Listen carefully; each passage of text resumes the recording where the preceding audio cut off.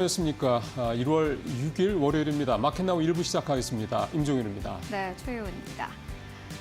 한국 증시 오늘은 그래도 지난주보다는 좀 괜찮은 상황에서 출발을 하지 않을까 싶습니다. 네. 지난주 금요일에 코스피가 그래도 좀 고점을 높였는데 그렇죠. 2,440선을 넘어서면서 거래를 마감을 했고요. 코스닥은 700선을 탈환하기도 맞습니다. 했습니다. 그리고 이번 주에는 좀 소화해야 할 이슈들이 많아 보입니다. CES 이번 주에 개최가 되고요. 네. 삼성전자 잠정실적 이번 주에 발표가 되고 졸지보고서 이번 주 금요일에 발표가 될 예정입니다. 네. 한국 증시가 어떻게 소화를 해 나갈지 함께 살펴보시는 것도 관전 포인트가 될 것 같습니다. 예, 역시 또 하나 중요한 변수는 외환시장입니다. 일단 지난주에 1,470원대를 웃돈 상태에서 마무리가 됐고요. 이번 주도 결국 이제 앞서 최 앵커 말씀하신 대로 여러 가지 변수들이 있는 상황에서 제가 오늘 좀 주목했던 거는 이제 12월 외환 보유액 규모인데요. 4,156억 달러로 나왔습니다. 왜 외환 보유액을 중요하게 생각을 했었냐면 지난 12월에 이제 시장을 방어하기 위해서 이게 아무래도 외환 보유액에서 자금 투입이 좀 됐을 겁니다. 정확한 규모는 알 수가 없겠습니다만 그래서 일각에서는 4천억 달러 선을 깨질 수도 있다. 그러니까 3천억 달러대 후반으로 나올 수 있다 이런 우려들이 있었거든요. 만약 그랬다고 그러면 또 이제 시장이 별로 좋지 않은 그런 어떤 변수가 될 뻔했는데 앞서 말씀드리신 대로 오히려 늘었죠. 큰 폭은 아니지만 그러니까 이런 부분을 봤을 때는 외환 보유액을 동원을 해서 시장을 어느 정도 방어를 했음에도 불구하고 우리가 갖고 있는 달러 보유액이 만만치 않다. 그러니까 결국 이게 외환 시장에 있어서 수급 문제에 있어서 봤을 때 좀 더 긍정적인 기대를 줄 수 있다는 점도 이번 주에 조금은 물론 결과는 봐야 되겠습니다만 마음의 무거움을 조금은 덜고 시장을 좀 볼 수 있을 것 같습니다. 네, 한국 시장이 그래도 좀 체력이 그렇죠. 괜찮다라는 생각이 드는데요. 달러에 대한 원화의 환율은 워낙 또 중요한 문제이기 때문에 1월 한 달간의 흐름을 잘 살펴보시는 네. 것도 중요해 보입니다. 자, 그러면 좀 더 본격적으로 들어가 보도록 하겠습니다. 모닝체크부터 시작하겠습니다. 네. 보시는 화면은 위에 사진은 CES 2025 관련된 사진이 뭐 사진은 작년 사진이긴 합니다만 어쨌든 CES 관련된 내용이고 밑에 거는 이제 다음 주에 시작이 되는 JP 모건 헬스케어 컨퍼런스 이 두 개 사진을 좀 제가 준비를 했습니다. 그러니까 이 두 개는 이제 이번 주부터 다음 주까지 계속될 어떻게 보면 이제 지난주 정도죠. 12월 중순 이후부터 계속해서 시장에 영향을 미쳐오기 시작했던 그런 재료다 이렇게 볼 수가 있겠습니다. 뭐 한마디로 얘기하면 이벤트 효과일 수도 있긴 합니다만 시장에 분명히 영향을 좀 미치고 있다고 봐야 되는 거고요. CES는 이제 7일부터 시작해서 10일까지, JP 모건 헬스케어 컨퍼런스는 다음 주 13일부터 시작해서 16일까지 일주일 내내 이렇게 진행이 좀 되는 행사들입니다. 특히 이제 CES 2025는 이제 당장 이번 주 시작을 하기 때문에 7일 날 젠슨 왕 CEO가 기조연설을 할 계획이고요. 또 여기에서 또 어떤 얘기들을 할지 아무래도 시장에 영향을 안 미칠 수가 없게 또 가뜩이나 지난주 뉴욕 시장에서도 금요일 날 엔비디아가 4% 넘게 급등했던 것도 젠슨 왕 CEO가 상당히 좀 AI 관련돼서 긍정적인 얘기를 할 것이다라는 그런 부분들이 이미 선반영됐기 때문이라고 봐야 되겠습니다. AI, 로봇, 양자 컴퓨팅 관련 주들이 상당히 좀 지난주부터 움직이고 있죠. 특히 양자 컴퓨팅 같은 경우는 이번에 별도 섹션으로 주제가 추가가 될 정도로 미국에서도 이번 CES 2025에서도 상당히 큰 관심을 갖고 있다 이렇게 볼 수가 있겠습니다. 이미 주가들 뭐 양자 컴퓨팅 관련주들은 많이 오르고 있는 것도 잘 아실 거고요. 그다음에 JP 모건 헬스케어 컨퍼런스에서는 삼성바이오로직스하고 셀트리온 등 이런 국내 어떤 그 기업들 대형 바이오 회사들이 메인 트랙에서 발표를 할 예정이고요. 이 밖에도 여러 회사들이 뭐 나옵니다. 롯데바이오로직스, 휴젤, 클래시스, 브릿지바이오 테라퓨틱스 같은 회사들이 발표를 별도로 할 예정들입니다. 이런 회사들이 또 있고요. 또 아무래도 이제 이런 컨퍼런스 자체가 이게 전 세계에서 모이기 때문에 국내 바이오 업체들이 이제 이런 빅파마들과의 어떤 여러 가지 미팅들이 아마 알려지진 않겠지만 다 굉장히 많이 이루어질 거라고 생각을 합니다. 여기서 또 굉장히 또 좀 좋은 소식들이 또 전해지지 않겠냐 이런 기대감이 또 이미 시장에서 이렇게 하나하나 반영이 되고 있다 이렇게 말씀을 드릴 수가 있겠습니다. 자, 다음 체크상으로 가보겠습니다. 삼성전자 얘기를 좀 해봐야 될 것 같은데요. 지난주에 삼성전자 관련된 특히 목표 주가를 하향한다는 그런 그 기사들이 계속해서 좀 나왔습니다. 일단 이번 주 8일 날 그 잠정실적 발표를 하는데 현재 영업이익 컨센서스가 8.4조 원 수준입니다. 근데 일각에서는 8조 원이 안 될 수 있다 이런 얘기도 나오고 있고요. 일주일 새 전망치가 보시는 것처럼 7%나 좀 하락을 해서 어쨌든 삼성전자에 대해서는 좀 아직까지는 부정적인 얘기들이 좀 많이 나오고 있다 볼 수가 있겠고 여기 좀 쭉 지난주에 나왔던 삼성전자 목표가 설정 추이가 나오고 있는데 이제 12월 달 한 달 내내 나왔던 것들을 좀 모아본 겁니다. 보면은요. 제일 낮게 지금 목표가를 내린 데가 73,000원까지 내린 데가 있고요. 그다음에 85,000원이 이제 상단이었습니다. 그래서 이 목표가가 현재 73,000원에서 85,000원까지 내려와 있는 그런 상황이고요. 긍정적으로 본다 그러면 삼성전자의 이 고환율 효과를 이제 볼 수 있다라는 점, 그다음에 PBR이 현재 1배 전후 정도니까 굉장히 저평가되어 있다는 점, 이런 것들이 삼성전자에서는 긍정적인 부분들이다 볼 수가 있겠고, 반면에 외국인들이 삼성전자 계속해서 팔고 있습니다. 12월 달에만 좀 제가 확인해 보니까 2조 1,700원어치를 삼성전자를 계속 매도를 했습니다. 그다음에 이제 HBM, 원래 사실 작년 말까지, 그러니까 작년 4분기에 이제 엔비디아 납품을 할 것이다, 공급을 할 것이다, 이런 얘기를 발표할 것이다라는 삼성전자의 공식적인 그런 발표가 있었는데 결국은 무산된 거죠. 그래서 결국 이 문제가 계속해서 삼성전자 주가에 발목을 잡을 수밖에 없는 그런 변수로 작용을 한다, 이렇게 좀 봐야 될 것 같습니다. 근데 거꾸로 얘기하면 결국 이 문제 해결이 된다고 그러면, 그러니까 환율 문제도 그렇지만은 이 HBM 문제 해결된다고 그러면 또 외국인의 순매도가 순매수세로 또 언제든지 돌아설 수 있는 부분도 있기 때문에 최근 들어 삼성전자 관련돼서 이 바닥권에 대한 얘기들이 계속해서 나오고 있다는 점도 역시 함께 보시면서 워치를 하실 필요가 있겠다는 생각이 듭니다. 자, 다음 마지막 체크사항은 은행주를 좀 살펴보겠습니다. 4대 금융지주사들 주가가 최근 한 달 평균 14%, 두 자릿수 이상 급락을 했습니다. 특히 12.3 계엄 사태 이후에 은행주, 금융지주사들의 주가가 많이 떨어졌는데 역시 이유는 환율 급등 때문이라고 봐야 되는 거죠. 외국인이 순매도를 주도를 했고요. 좀 이 표 잠깐 보시면은 KB금융 같은 경우는 외국인이 지난 한 달 동안에 근 4천억 가까이 팔았고요. 신한지주, 하나금융지주도 1,000억대가 넘는 그런 순매도를 기록을 했습니다. 이 기간 동안 주가도 대부분 다 두 자릿수 이상 크게 떨어지는 그런 모습들을 좀 보였고요. 결국 이제 이렇게 외국인들이 금융주들을 많이 팔고 있는 이유는 금융주사들이 지난해 놨던 주주환원 정책의 골자가 CET1, 그 세트1이라고 보통 얘기를 하는데, 보통주 이 비율, 이 부분이 보통주 자본 비율, 이거가 떨어질 수밖에, 환율이 올라가면 떨어질 수밖에 없기 때문에, 그렇게 되면 결국 주주환원 정책이 뭔가 문제가 생기는 게 아니냐는 우려가 작용했기 때문이라고 볼 수가 있겠습니다. 그게 이제 외국인들이 금융주를 집중적으로 매도하고 있는 이유가 좀 되고 있겠고요. 중요한 거는 결국 환율이 좀 안정되지 않는다면, 하향 안정되지 않는다면 이 이슈는 계속 갈 수밖에 없는 그런 이슈가 되기 때문에, 이 금융주들 관심 많으신 분들은 이 환율의 추이를 차나 자세하게 좀 지켜보실 필요가 있겠고, 또 하나는 이런 환율이 강한 상황에서도 금융주사들이 기존에 했던 이 약속을 잘 지킬 것이냐에 대한 부분들, 이 부분도 좀 잘 보시면서 금융주들에 대한 투자 전략을 짜실 필요가 있을 것 같다는 생각이 듭니다. 모닝체크 마치겠습니다.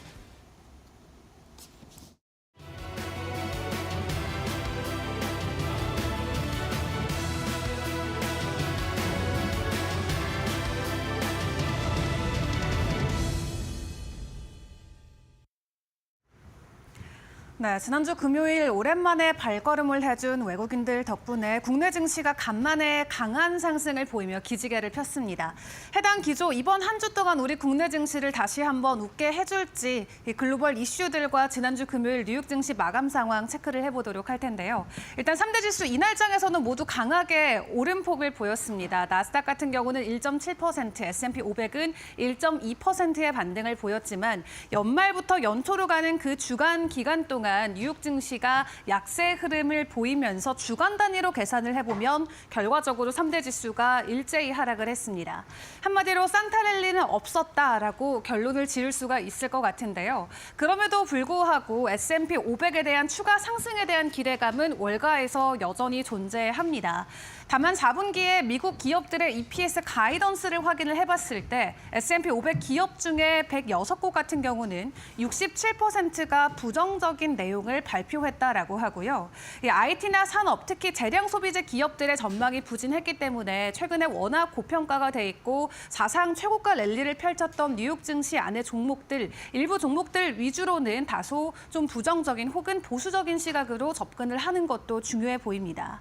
그런 가운데 UBS 같은 경우는 그럼에도 연 기준으로 S&P 500 추가적인 상승을 보일 수 있다라고 자신감을 보여주고 있고요. 6,600선까지 지수의 상승이 가능하고 금요일장 종가 기준으로 놓고 봤을 때는 12%의 추가 상승 여력이 있다라고 생각을 해보셔도 좋을 것 같습니다. 뉴욕 증시의 조정이 지난 일주일 동안 나왔지만 금요일장 다시 한번 강한 반등을 만들어냈는데요. 그렇다면 이번 한 주 동안 우리는 국내 증시에서 어떤 부분에 집중을 해보는 게 중요할까요? 두 가지 이벤트 점검을 해보도록 하겠습니다. 다음 장 함께 보시죠. 크게는 삼성전자의 실적 발표와 CES 체크를 해볼 수가 있겠죠. 오는 8일에 발표되는 실적, 갈수록 기대감은 사실 내려가고 있습니다. 시장의 컨센을 상회하지 못하는 실적이 나올 것이다라는 전망치들이 높아지고 있는 가운데 만약 정말로 삼성전자의 실적이 하락하게 된다면 25년도를 놓고 코스피 기업의 실적 전망치가 전체적으로 하향 조정될 수 있다라는 전망도 나오고 있고요. 만약 그렇게 된다면 외국인들의 자금 유입도 제한될 수 있는 만큼 일단 시장에서는 삼성전자의 실적을 중요하게 봐야 된다는 코멘트들이 계속해서 나오고 있습니다. 그렇다 보니까 증권가에서는 일단 목표가 자체를 하향 조정하는 움직임들이 나오고 있고요. 지난 11월 대비해서도 목표가는 20% 정도 이미 조정이 된 상황인데 반도체 이슈를 놓고 그나마 또 긍정적으로 볼 수 있는 건 당장 오늘 저녁 내일 새벽에 열리는 CES가 되겠습니다. 세계 최대 가전 IT 전시회인데 일단 내일 오전 11시 반 정도로 계산이 되고 있는데요. 엔비디아의 젠슨왕 CEO가 8년 만에 기조 연설에 나섭니다. 차세대 반도체 칩인 블랙웰 그리고 루빈과 관련된 좀 자세한 내용이 이날 공개될 것으로 이야기가 나오면서 반도체 관련주들의 기대감이 계속해서 올라가고 있고요. 뿐만 아니라 최근에 지속적인 시세를 보여주고 있는 로봇 쪽이나 혹은 디지털 헬스케어, ESG 관련주들도 같이 주목을 해보시면 좋겠습니다. 마지막으로 글로벌 일정과 이슈 들도 추가적으로 점검을 해보도록 할 텐데요. 일단 이날장에서 주말 사이에 폭스콘의 실적이 공개가 됐습니다. 생각보다 긍정적으로 나왔고 높은 AI 서버 수요 덕분에 매출 같은 경우는 15%의 증가폭을 보였다라고 하고요. 역대 최고 매출을 기록을 한 만큼 여전히 시장 안에서 AI에 대한 기대감은 계속해서 높아지고 있습니다. 그리고 최근 뉴욕 증시에서 강한 상승을 보이는 테마가 그대로 국내 증시에 반영되는 흐름이 계속해서 이어지고 있는데요. 지난주 금요일 뉴욕 증시에서 드론 관련주들의 상승이 있었습니다. 우리 장 기준으로도 금요일 시간에서 에이럭스나 제이시언 시스템과 같은 드론 관련주들이 상한가에 갔던 만큼 오늘 추가적인 드론 쪽의 시세도 기대해 보셔도 좋을 것 같고요. 또 양자 컴퓨팅 관련주들 지난주 금요일에 해당 섹터에서 4종목이 상한가 안착을 했었죠. 이날장에서 리게팅 컴퓨터 다시 한번 20%가 넘는 시세를 보여준 만큼 오늘 국내 증시에서 관련주들의 추가적인 시세도 같이 체크를 해보시는 게 중요할 것 같습니다. 이번 주 뉴욕 증시 또 한 차례 휴장을 앞두고 있는 가운데 주요 이벤트와 일정들이 대거 준비가 돼 있습니다. 국내 증시 어떤 쪽으로 초점을 맞춰줄지 일단 오늘장 개장 상황 저희 이데일리와 함께 점검해 보시길 바라겠습니다.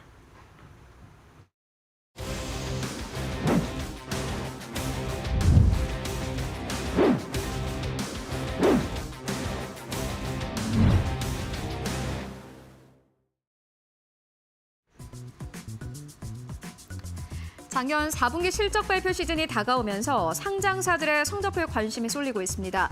3일 기준 코스피 상장사 119세 영업이익의 합은 39조 6천억 원대입니다. 2013년 4분기와 비교하면 2배 수준이지만 비교군이 있는 87개 종목으로 좁혀보면 3개월 전보다 16.5% 줄어든 수치인데요. 특히나 삼성전자 영업이익도 연이어 하향되고 있어 투자심리 냉각에 대한 우려도 나오고 있습니다. 관련된 사안 자세히 알아보도록 하겠습니다. 네, 월요일 박근호 이사, 곽유정 파트너와 함께하겠습니다. 두 분 어서 오십시오. 네, 안녕하세요. 안녕하십니까. 예, 4분기 실적 이제 네. 이제 얼마 안 남았죠. 당장 이제 8일 날 삼성전자 실적부터 이제 시작을 해서 작년 4분기 실적 이제 소위 말하는 어닝 시즌이 이제 시작이 좀 됩니다. 여러 가지 좀 얘기가 좀 나오고 있는데 박 기자님은 어떤 포인트 좀 주목하고 계세요? 네.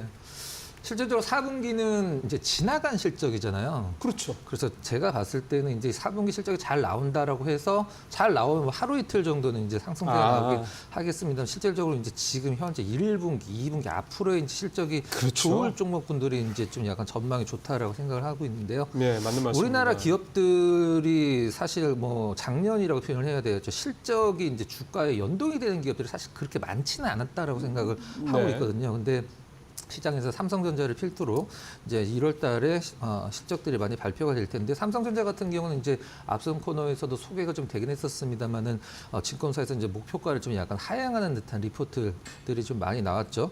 잠정 실적이 8조 한 4,751억 정도 전망이 된다라고 나오는데 제가 봤을 때는 그렇게 뭐 나쁘진 않은데 삼성전자에 대한 기대치가 굉장히 좀 크다 그렇죠. 보니까 맞습니다.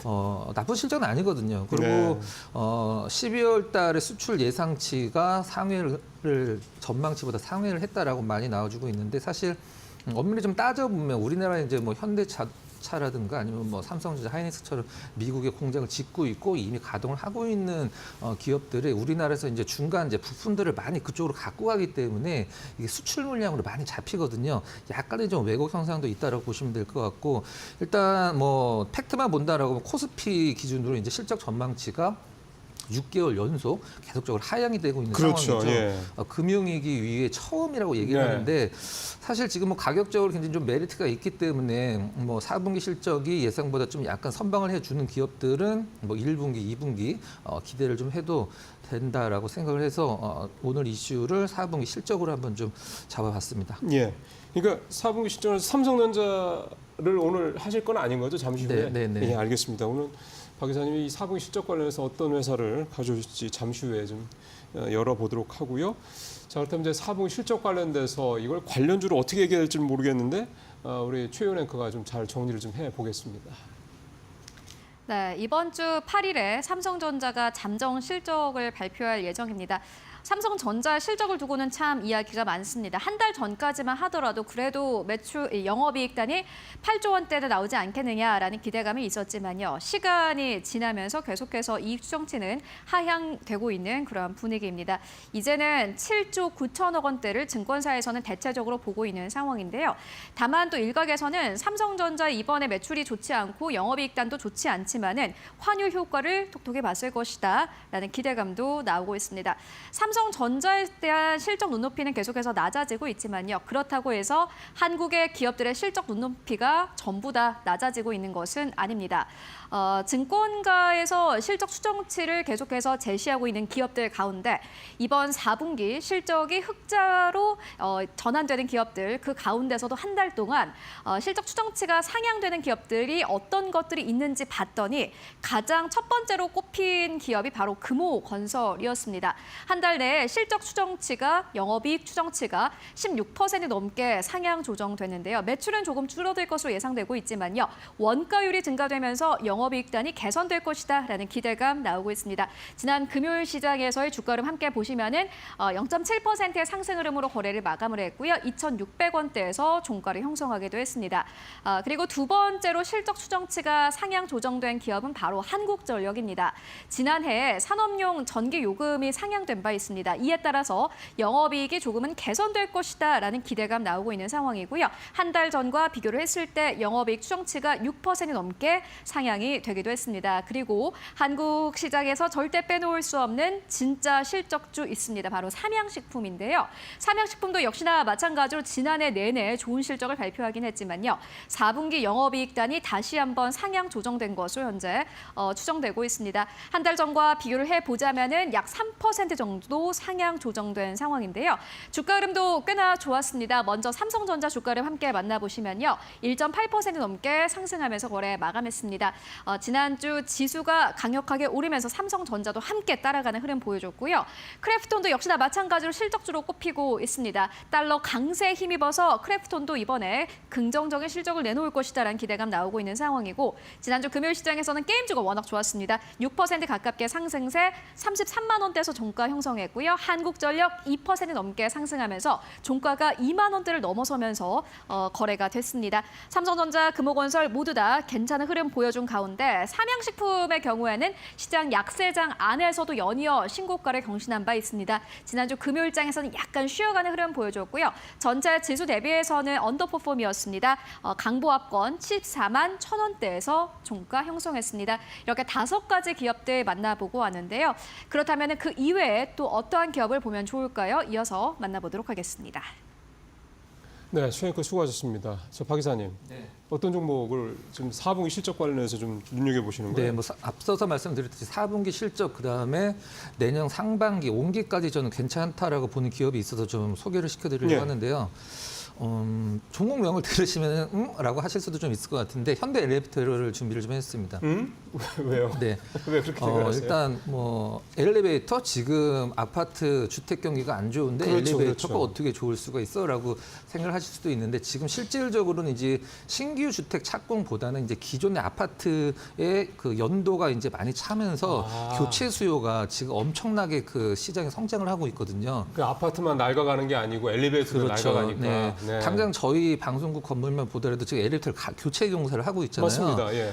제가 알기로는 저희 건물이 91년도에 이제 준공이 됐고 2001년도에 한번 엘리베이터 교체를 했어요. 네. 그 다음에 지금 또 24년도에 25년도까지 이제 교체 공사를 하고 있는 상황인데 이 상황을 한번 좀 제가 설명을 드려보도록 하겠습니다. 일단 국내 엘리베이터 총 설치 대수가 81만 대인데 그 중에서 15년도 이상이 경과돼서 이제 교체를 해야 되는 시기가 도래되는 엘리베이터 수가 이제 24만 대로 거의 30% 정도가 그러네요. 이제 교체에 해당되는 시기가 이제 도래되고 있다는 상황이고요. 실질적으로 그 19년도서부터 이제 그 작년 수치는 이제 정확히 나오진 않아서 약간 1년 전 것만 한번 본다라고 하면 2019년도에 7,200대를 교체를 했는데 2020년도에는 10,000대, 그다음에 23년도 재작년이죠. 재작년도에는 17,000대로 이 건물들이 이제 가장 많이 지어진 연도가 있거든요. 그렇죠. 그 연도가 많은 건물들이 아파트들이 이제 한 20년 정도 지나면은 엘리베이터를 이제 그 검사를 받아서 무조건 교체를 해야 되는 어떤 시기가 좀 도래되고 있다라고 생각하시면 될 것 같아요. 그게 대략 한 15년에서 20년 정도 된다. 그렇죠. 이제 엘리베이터 가격이 그 우리가 보통 아파트에서 쓰는 조그만 엘리베이터가 한 4천에서 5천만 원. 그다음에 대당. 그렇죠. 대당. 그리고 고속 엘리베이터 이제 고층 건물에서 쓰는 이게 비싼 거는 10억까지 한다라고 그래요. 한 대가요? 네, 한 대당 어우야. 이렇게 막 한 예. 한 50층, 60층 이런 건물들에서 쓰는 그런 부분들. 일단은 제가 봤을 때는 이 전반적으로 이제 엘리베이터와 관련된 주식이 현대 엘리베이터밖에 없긴 합니다만은 이 우리나라 전체 엘리베이터의 마켓 시어를 한번 좀 살펴보면 현대 엘리베이터, 그다음에 오티스, TK, 미쯔비시가 있긴 합니다만 워낙 비싸갖고 이제 거의 안 쓰는 상황이고 현대 엘리베이터가 이제 신규는 물론이고 교체 수요까지 30% 이상을 일단 점유를 하고 있는 1등 기업이라고 생각을 하시면 될 것 같아요. 작년에 깜놀할 만한 그 배당을 발표를 했죠. 재작년에 300원이었었는데 작년에 4,000원을 주겠다 주당.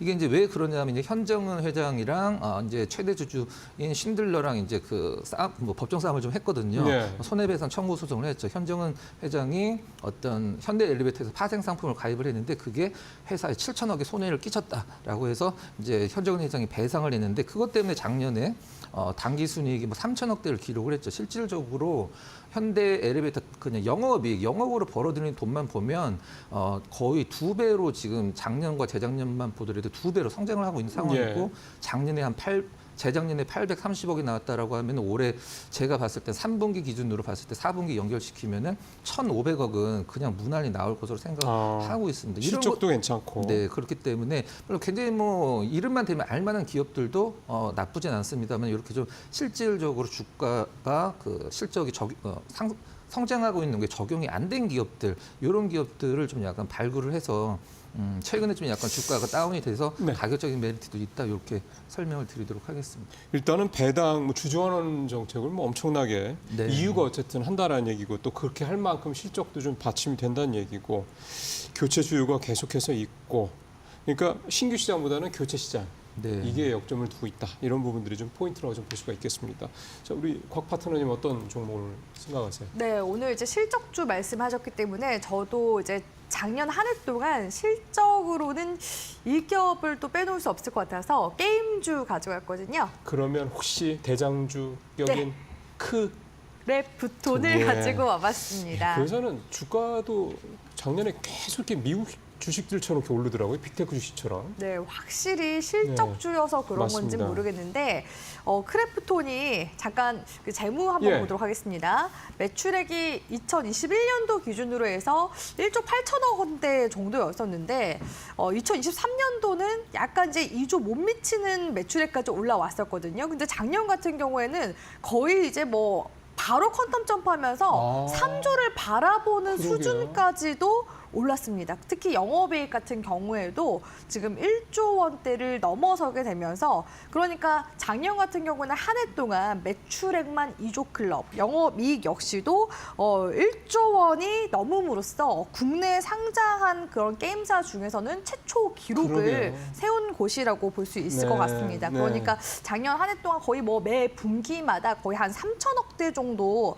영업이익을 낸 거거든요. 그렇기 때문에 올해 같은 경우에도 무난히 또 이러한 실적 성장세를 이어나가지 않을까라는 증권가들의 전망들이 좀 두드러지게 나타나고 있고 말씀하신 것처럼 크래프톤 같은 경우에는 또 대표적인 게임 IP 있지 않습니까? 배틀그라운드. 네, 이 배틀그라운드가 총 쏘는 거 그거 얘기하시는 거죠? 네, 맞습니다. 지금 뭐 배틀그라운드 모바일 인도 같은 경우에는 트래픽을 계속해서 지금 확대 중에 있다고 하는데요. 지금 뭐 인도 외에도 다른 지금 언어 지원 서비스도 지금 확장세를 이어나가고 있고 예. 또한 이 지금 자체적으로도 뭐 맵이라든지 콘텐츠를 계속해서 또 업데이트도 해나가고 있거든요. 그렇기 때문에 올해 같은 경우에도 이런 또 트래픽을 또 우상향 기조를 유지했을 때 이렇게 또 추가적으로 계속해서 매출 성장세가 나올 것으로 보여지고 이 배틀그라운드 IP에서만 매출이 약 1조 원 정도 이상의 영업이익을 달성할 것이다라는 지금 전망까지도 나와준 상황입니다. 올해 같은 경우는 특히 이제 중동까지도 이런 트래픽이 확장되고 있다는 점을 주목해 볼 만하다고 볼 수 있을 것 같고요.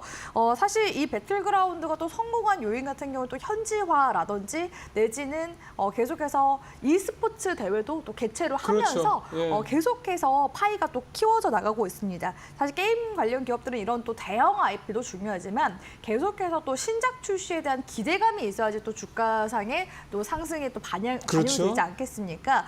올해 같은 경우에는 또 해외 유명 게임으로 지목이 되고 있는 심지의 지금 대항마로 인조이라는 게임이 출시가 될 예정인데요. 3월 28일에 얼리 액세스 앞서 해보기 버전으로 출시가 될 예정이라고 합니다. 출시 전부터 지금 뜨거운 관심을 받고 있는 상황이기 때문에 신작 모멘텀도 지금 충분한 그런 상황이라고 볼 수 있을 것 같고요. 그뿐만 아니라 다크앤다커 모바일이라든지 서브노티카, 프로젝트 아크와 같은 이런 또 신작을 통해서 실적 상승 지금 기조를 계속 좀 이어나가지 네. 않을까 기대해 볼 수 있을 것 같습니다. 그러니까 올해만 하더라도요. 자체 개발한 신작이 한꺼번에 나온다고 보시면 되는데 5개 정도. 그리고 퍼블리싱, 그러니까 유통하는 이제 또 그 게임 같은 경우에는 1개 이렇게 추가 지적 재산권에 네. 대한 성장이 기대가 됩니다. 그리고 앞서서 네. 앵커님이 이제 환율 관련해 가지고도 수혜 이제 기대가 된다라고 말씀해 주셨는데 크래프톤 같은 경우에는 거의 90% 이상의 매출이 해외에서 지금 발생하고 있는 중이거든요. 그러네요. 예. 그렇기 때문에 달러화로 결제된 매출의 원화 환사액, 그 환산액이 커지게 되면 당연히 이제 환차익을 또 볼 수 있는 부분이 있고요. 사실 우리 국내 주요 인력 같은 경우에는 국내에 있기 때문에 각종 비용은 다 원화로 나가지 않습니까? 그렇죠. 그런데 이제 수익 같은 경우에는 달러로 들어오기 그렇죠. 때문에 보니까 크래프톤 분기 보고서에 이런 내용이 있더라고요. 원화 환율이 5% 변동할 때 크래프톤 환차익이 한 500억 정도 된다. 그렇기 때문에 이런 환차익에 대한 기대감까지도 봤을 때 충분히 계속해서 펀더멘털 유지해 나가면서 우상향 기조 이어나갈 수 있지 않을까라고 보고 있습니다. 그러게요. 어쨌든 최근에 주가가 30만 원대 초반 33만 원대까지 내려오긴 했는데 오히려 이런 상황에서 이렇게 단단한 실적이 받침되고 있다 그러면 오히려 지금이 또 좀 눈여겨볼 만한 그런 타이밍이 아니냐 이렇게 생각도 좀 들 법한 그런 여러 가지 좋은 실적 내용이었습니다. 자, 실적 좀 봤고요. 자, 두 번째 이슈로 넘어가 보겠습니다. 글로벌 빅테크 기업들이 앞다퉈 휴머노이드 경쟁에 뛰어들며 로봇 관련주에 대한 기대감이 커지고 있습니다. 삼성전자가 레인보우 로보틱스의 최대 주주에 오르면서 국내 로봇 업체들에 대한 투자 기대감도 다시 달아오르고 있는 건데요. 특히 엔비디아가 올해 상반기 휴머노이드 로봇용 이 소형 컴퓨터 제슨 토르를 출시한다는 외신 보도가 이어지면서 투자 심리는 다시 로봇주로 향하고 있습니다. 앞으로의 모멘텀 자세히 알아보도록 하겠습니다. 예, 뭐 작년 말부터라고 봐야죠. 뭐 대세입니다. 로봇 관련주는 이번에 또 CES 2025에서도 또 주요 테마 중에 하나이기도 하고요. 그러다 보니 뭐 당연히 관심이 많이 안 갈 수 없죠. 쭉 보도록 하겠습니다. 이거는 곽유정 파트너 준비해 오셨는데 일단 사실은 굉장히 많이 회자가 되고 있는 업종 이제 테마이기 때문에 네. 이 좀 포인트를 좁힐 필요가 있을 것 같아요. 저는 이제 올해 같은 경우는 올 초부터 딱 이 키워드만 기억을 하시면 될 것 같아요. 올 초부터? 양자, 드론, 로봇. 그래서 저는 양자 양드로, 들어오는 3개. 네, 예. 양드로라고 해서 키워드를 잡고 있거든요. 결국에는 이제 양자 쪽에서 파생돼서 로봇까지 가고 그 또 로봇의 당연히 자율주행 기술까지도 그렇죠. 당연히 접목이 되기 때문에 자율주행까지 사실 뻗어나간다라고 보시는 게 좋을 것 같습니다. 그래서 작년 같은 경우에는 생성형 AI를 통해서 어떻게 보면은 로봇 쪽에 있어서도 대화 쪽으로 좀 위주로 초점이 좀 맞춰졌었거든요. 근데 올해 같은 경우에는 전반적으로 지금 다음 세대를 일컬어지는 피지컬 AI 시대가 지금 또 도래하게 되면 이런 육체적인 또 분야까지도 확장세가 이어질 것이다라는 그런 관련 기대감 때문에 최근 또 휴머노이드 시장도 그렇게 이제 부각이 되고 있는 것 같다라고. 그 육체적인 거라는 건 볼수 있을 것 웨어러블 같습니다. 얘기를 하시는 거예요? 예를 들어 웨어러블도 마찬가지고요. 휴머노이드 로봇. 휴머노이드 네, 쪽도 이런, 그렇고. 네, 네. 내지는 또 서비스 로봇 같은 경우에도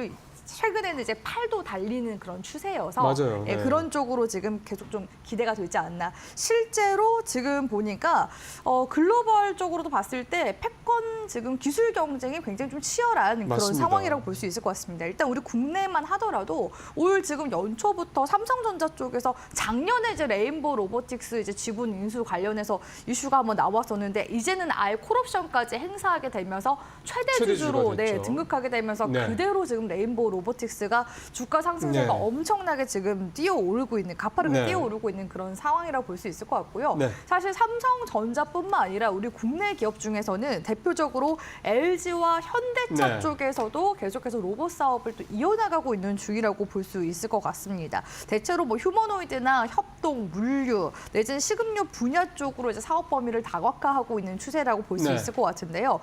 LG전자 같은 경우에는 2017년도부터 코스닥 상장 로봇 기업인 로보티즈, 로보스타, 엔젤 로보틱스 등의 이제 투자를 확대해 네. 오면서 네. 로봇 관련 기업들 상승세가 나올 때마다 이런 또 지분 가지고 있어서 또 이슈가 된 적이 있었고요. 현대차 같은 경우에도 미국의 보스턴 다이내믹스를 이제 소프트뱅크로부터 지분 80%를 또 인수하면서 또 관련 기대감이 크기도 했었거든요. 네네. 이렇게 이제 국내 기업 말고도 지금 앞서 앵커님 말씀하신 대로 엔비디아라든지 또 테슬라도 지금 옵티머스 계속해서 이제 휴머노이드 로봇을 그 자동차 만들 때 공장에다가 자동화로 이제 투입하겠다라는 그런 이야기들도 나오고 있고 또 최근 같은 경우는 엔비디아뿐만 아니라 오픈 AI와 아마존 쪽에서도 네. 계속해서 이런 로봇 관련해서 기업들의 투자를 단행해 나가고 있는 중이기 때문에 올해는 제가 말씀드린 이런 양드로 네. 키워드만 딱 기억하시고 관련 종목들을 한번 잘 찾아보시면 좋을 것 같습니다. 예.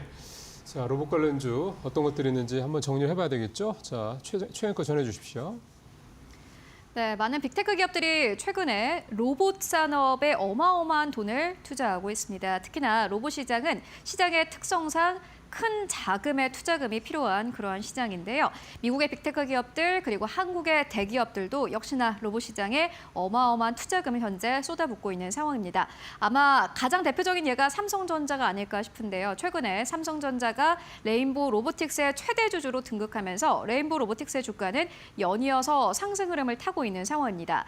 특히나 지난 금요일 시장에서 이 관련주들이 전반적으로 좀 조정을 받았음에도 불구하고 레인보우 로보틱스 같은 경우 주가가 10% 넘게 상승 탄력을 보여주기도 했습니다. 삼성전자가 레인보우 로보틱스의 최대 주주로 등극했다라는 소식과 함께 상한가에 안착을 하기도 했는데요. 연이어서 주가 흐름 굉장히 좋습니다. 그리고 로봇 산업에 투자하는 또 다른 대기업이 있습니다. 바로 SK인데요. SK 같은 경우에는 유일 로보틱스와 함께 현재 협력을 하고 있는 상황입니다. 유일 로보틱스의 주가는 지난주에 4% 넘게 조정을 받으면서 거래를 마감을 했습니다. SK온 배터리 공장 미국에 있다는 부분 여러분들 다들 알고 계시죠?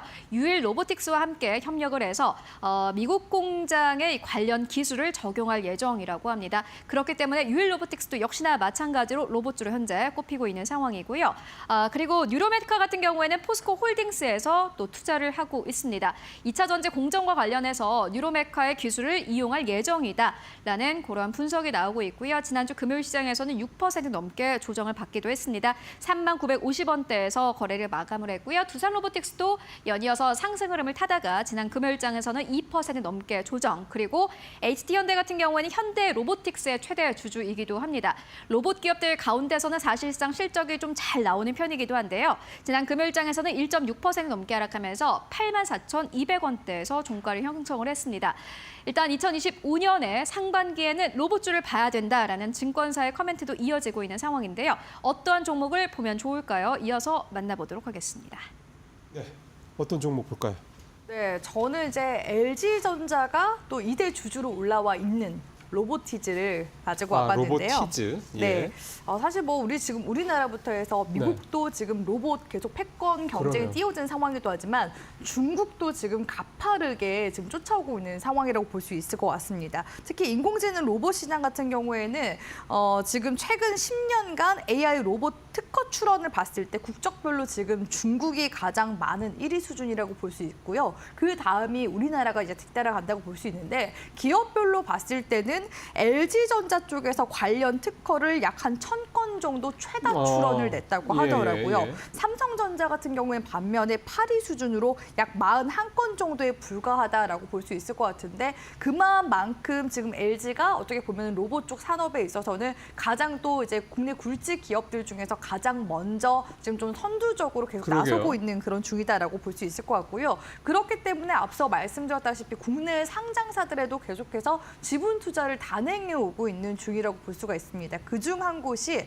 로보티즈라고 볼 수 있을 것 같은데요. 로보티즈 같은 경우엔 대표적으로 자율주행 로봇인 개미를 또 보유하고 있는 기업이기도 합니다. 사실 이런 자율주행 로봇 이 이제 지금 현재 사업을 이렇게 본격화할 수 있는 부분은 뭐냐면 2023년도 11월경에 지능형 로봇법이 이제 개정이 막 됐거든요. 네네네. 그래서 작년부터 이제 기점으로 해서 이런 이제 자율주행 이제 데이터를 좀 확보해 나가면서 올해 같은 경우에는 자율주행 로봇 그 서비스가 완전히 좀 상용화, 본격화될 것으로 좀 기대가 되고 있는 상황이라고 볼 수 있을 것 같고요. 이 기업 같은 경우는 또 지금 배달 로봇 사업도 진행을 하고 있는데 이쪽에 지금 좀 투자를 단행해 오면서 다른 쪽 지금 산업용 로봇 쪽에서는 그 매출이 흑자가 나고 있거든요. 그래서 아직까지는 기업의 지금 실적을 봤을 때는 좀 소폭의 적자가 있긴 합니다. 하지만 매출액이 계속 점점 증가하고 있고 영업이익의 적자는 지금 네. 줄어들고 있는 것으로 봤을 때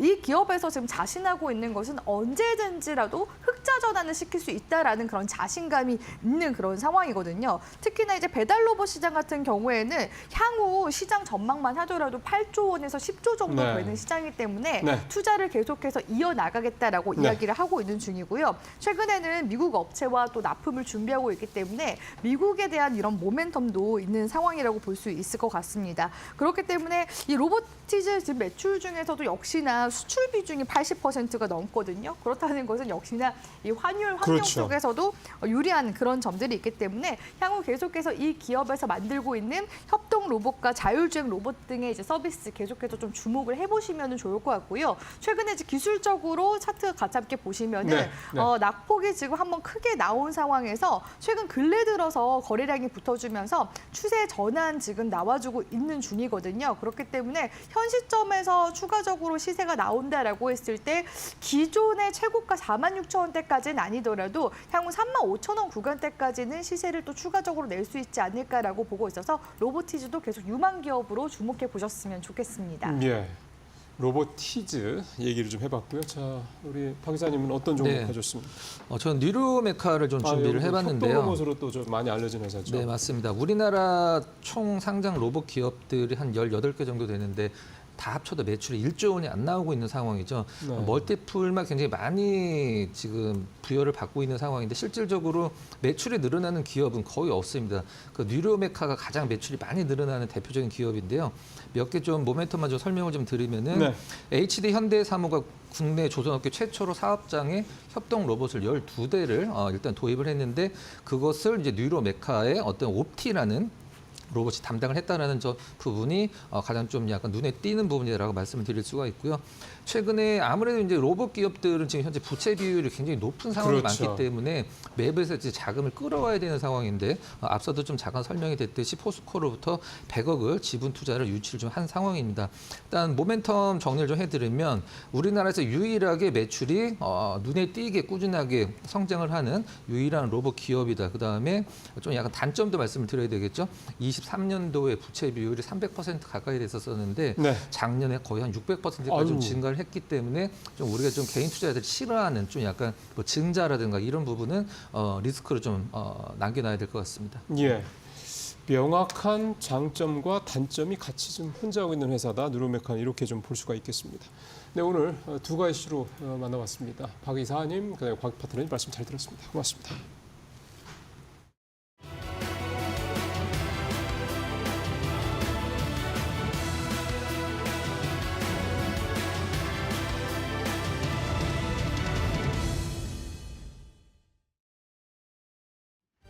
마켓 리포트 강민정입니다. 오늘도 함께 두 종목에 관한 리포트 살펴보시죠. 먼저 살펴볼 리포트는 NC소프트입니다. 대신증권에서 발간한 보고서 내용이고요.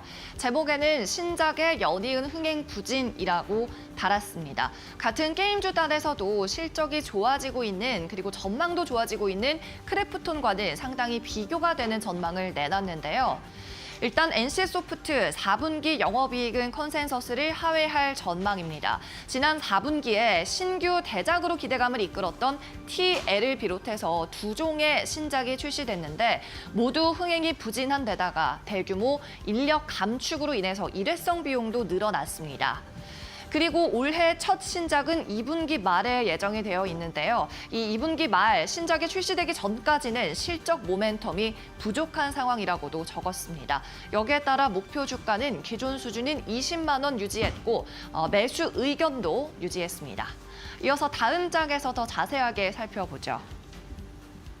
4분기 매출액은 4,300억 원이 예상되는 상황, 그리고 영업 손실은 1,000억 원 내외를 기록하겠습니다. 영업 적자는 지속이 되겠다는 뜻이죠.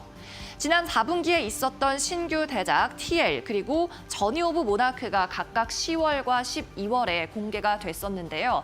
TL 같은 경우에는 출시 이전부터 워낙에 기대감을 많이 이끌었습니다. 그리고 출시 이후 2달 동안은 기대치를 웃도는 좋은 실적을 내놨죠. 하지만 최근 들어서는 계속해서 매출 순위의 하락세가 지속이 되고 있는 상황입니다.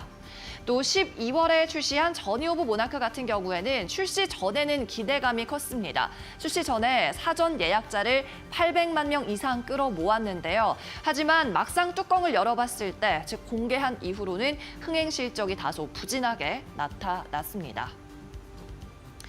그리고 기존 라인업 작품들의 경우에도 상황이 좋지 않은 건 마찬가지인데요. 리니지 M 그리고 리니지 2M 모두 매출액이 하락세에 있기 때문이죠. 그리고 비용도 살펴볼까요? 인건비가 4분기에만 3,200억 원 가까이 들 것으로 나타나고 있습니다. 왜냐하면 지난해 대규모 인력의 구조 조정에 있었던 만큼 일시에 퇴직금을 지급하는 금액이 늘어나면서 일회성 비용이 크게 증가한 거죠. 다만 인건비는 올해부터는 다시 YOY 기준 18% 감소할 것으로 나타납니다. 마케팅 비용은 500억 원 조금 안 되는 수치가 들어갈 것으로 보이고요. 택탄이 올해 처음으로 공개될 2분기 말의 신규 작품인데요. 2분기 택탄이 공개되기 전까지는 매출의 성장은 조금 어려울 것으로 보입니다. 목표 주가 74,000원을 유지한 이유가 되겠습니다. 네, 이어서 다음 리포트도 함께 살펴보죠. 이번에는 SPC 삼립에 관한 보고서 훑어보겠습니다. IBK투자증권에서 발간했고요. 푸드 부분에서 기저효과가 있을 것이라고 제목에 적었습니다. SPC 삼립 매출액은 4분기 8,600억 원, 영업이익은 310억 원이 기대되고 있는데요. 컨센서스에 대체로 부합하겠습니다. 가장 핵심 부분, 주력 부문이라고 할 수 있는 게 베이커리인데요. 베이커리가 일단은 좀 부진할 것 같고 유통 부문도 다소 부진하겠습니다만 제목과 마찬가지로 푸드 부문에서 기저효과가 나타나면서 전체적인 수익성은 개선이 되겠습니다. 목표 주가 투자 의견 모두 기존 의견을 유지했습니다. 다음 장에서 더 자세히 살펴보시죠. 주력 부문인 베이커리 살펴보도록 하겠습니다. 매출이 2,560억 원, 영업이익은 212억 원이 기대되는 상황입니다. 일단 베이커리 같은 경우에는 소비 심리가 계속해서 위축이 되어 있었던 지난 4분기이기 때문에 매출 자체의 성장, 즉 외형 성장은 기대하기 힘들 것 같습니다. 다만 샌드위치 판매량 그리고 햄버거 번 판매량은 양호한 상황이고요. 양산빵과 호빵의 판매량은 전년 수준에 그칠 것 같네요. 다음으로 푸드 부문입니다. 기저효과가 있을 걸로 기대가 되는 부문이죠. 매출액이 1,800억 원, 영업이익은 51억 원이 나오겠는데요. 일단 마찬가지로 소비 경기가 위축되면서 B2C, 즉 소비자에게 직접 판매하는 채널에서 판매량이 부진하겠습니다. 다만 지지난해, 즉 2023년 4분기에 기저효과를 볼 수 있겠는데요. 당시에 코로나19가 끝나고 나서, 즉 엔데믹으로 들어가면서 각종 비용이 많이 올랐습니다. 인건비가 상승하고 또 전기료가 상승하면서 휴게소 운영 비용이 많이 증가했죠. 그랬다 보니까 좀 이익이 부진했는데 이번 4분기에는 영업이익이 50억 원에 그치더라 하더라도 이 2023년 4분기의 기저효과를 봐서 이익의 증가폭 자체는 가파르겠습니다. 물론 그룹 내에서 가장 핵심 부문이라고 할 수 있는 베이커리 부분의 실적 부진은 단기적인 우려 요인이긴 합니다만 지난달에 미국의 코스트코의 약과를 초도 물량 납품에 들어갔습니다. 여기에 더해서 미국의 이 제빵 공장을 설립하는 등 앞으로 수출 확대 여지는 남아 있다고 보면서 목표 주가를 하향하지는 않았네요. 네, 지금까지 마켓 리포트에서 함께 살펴봤습니다.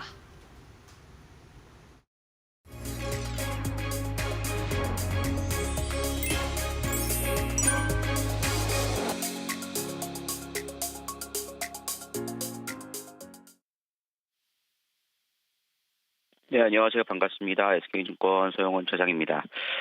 자, 월요일장 시작에 앞서 지난 금요일 미국 시장의 흐름들은 좀 상승 마감하는 모습들이 나타나 좋습니다. 나스닥 1.77% 상승하면서 큰 폭의 상승세가 이어졌고요.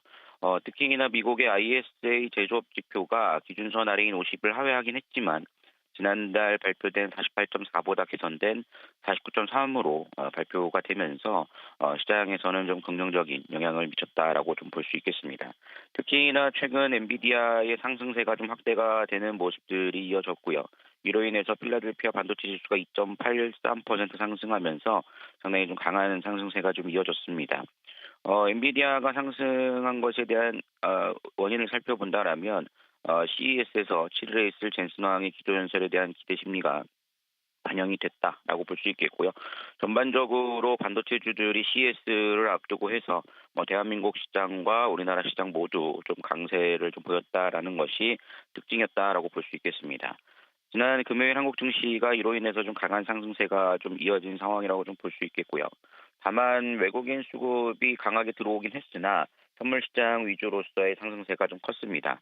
그리고 프로그램에서도 차익 거래가 더 많았다라는 점을 감안해 보면 이것이 상승 추세 전환이라고 좀 판단하기는 아직 이를 수 있으나 전반적으로 종목별에 있어서 이슈가 있는 종목군들은 순환매가 나오는 그런 장세가 이어지고 있지 않나라고 생각을 하고 있습니다.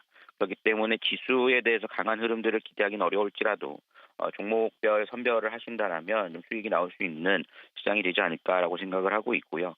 지금 현재 관심 있게 보고 있는 종목들을 살펴본다라면 조선업종을 관심 있게 보고 있고 그중에서 HD 현대중공업 여전히 좀 긍정적으로 좀 보고 있습니다. 최근 단기 상승세가 좀 이어지긴 했으나 여전히 2025년도 실적에 대한 기대감이 높아져 있다라고 좀 볼 수 있겠고요. 특히나 조선주들의 특징들을 살펴본다라면 현재 풀가동이 이루어지면서 여전히 공급이 수요를 따라가지 못하는 정도의 수준까지 이어지고 있다라는 점입니다.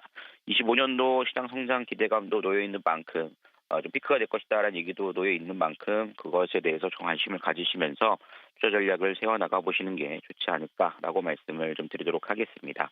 이렇게 좀 정리를 해드리도록 하겠고요. 지금까지 SK증권 서영원 차장이었습니다. 감사합니다.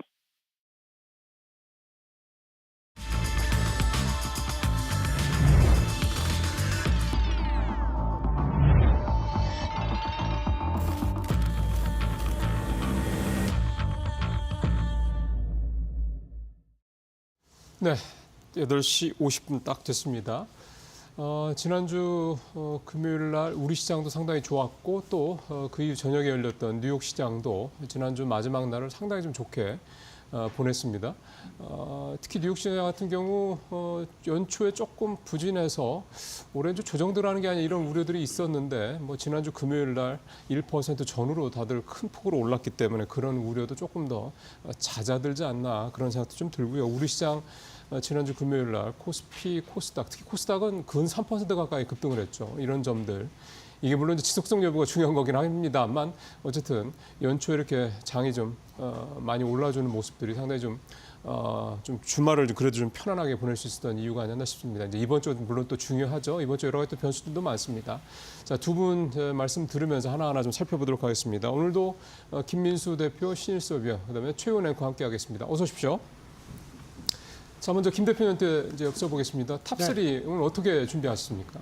네, 가장 먼저는 가장 관심이 많으실 게 시장 계속 올라갈 것이냐, 추세적으로 상승할 것이냐, 이에 따른 변화를 가장 먼저 체크를 해봐야 될 것 같은데 올해 이틀 지났는데 기대감은 상당히 높습니다. 하지만 지금 시장에서 벌어지는 일은 작년 말과 올해 사이 뭐 며칠 사이에 크게 바뀌어진 건 없습니다. 여전히 매크로 지표도 부담이 여전한 상황들 쪽에서 그리고 그나마 환율이 안정을 받을 수 있을 것이냐라고 봤을 때 지난번 한국은행에서 발표했던 자료를 보다 보니까 오히려 환율을 방어하느라고 비용을 좀 더 썼을 줄 알았는데 외환 보유액은 4천억 달러가 다시 넘어가고 있습니다. 그런 쪽을 봤었을 때 환율에 대해서 그래도 안정을 받을 수 있는 근거가 아닐까라는 쪽과 함께 예탁금은 벌써 57조까지 늘어납니다. 그만큼 시장에 대한 기회 요인들과 함께 자금이 들어온다라고 하게 되면 시장은 좀 더 어떤 하방 경직력을 보여줄 수가 있기 때문에 그에 따른 변화와 함께 위축됐던 월봉상의 추세 전환이 이어지는 과정들로 생각한다라고 하게 되면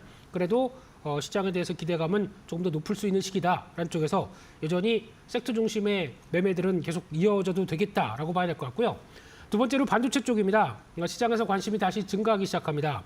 특히 마이크로소프트가 AI 관련된 쪽에서 데이터 센터를 지을 때 기존에 600억 달러가 아닌 800억 달러로 투자를 하겠다는 쪽에 기대감이 더 높아지다 보니까 그에 따른 어떤 반도체와 관련된 HBM 쪽 기대감이 높다고 봐야 될 것 같고요. 게다가 또 AI 에이전트의 시대가 돌아오다 보니까 그에 따라서 나올 수 있는 AI의 학습 이후의 추론 효과가 또 하나의 중요한 대두로 떠오른다. 그러면은 국내 쪽에서는 AI와 관련된 쪽들 그나마 수혜를 받는다라고 하게 되면 HBM이 가장 중요하다고 봐야 되겠죠. 특히 HBM 쪽에서 이번에 엔비디아가 블랙웰 시리즈를 공개를 하면서 출시일을 자꾸 조금 지연되는 분위기인데 발열 관련된 문제를 한국의 메모리 업체들 쪽에서 좀 도와달라 이런 식으로 요청을 했다는 얘기는 그만큼 HBM의 중요성들이 더 높아질 수가 있기 때문에 그에 따른 변화들도 주가에 반영되리라라고 생각이 되고 있고요.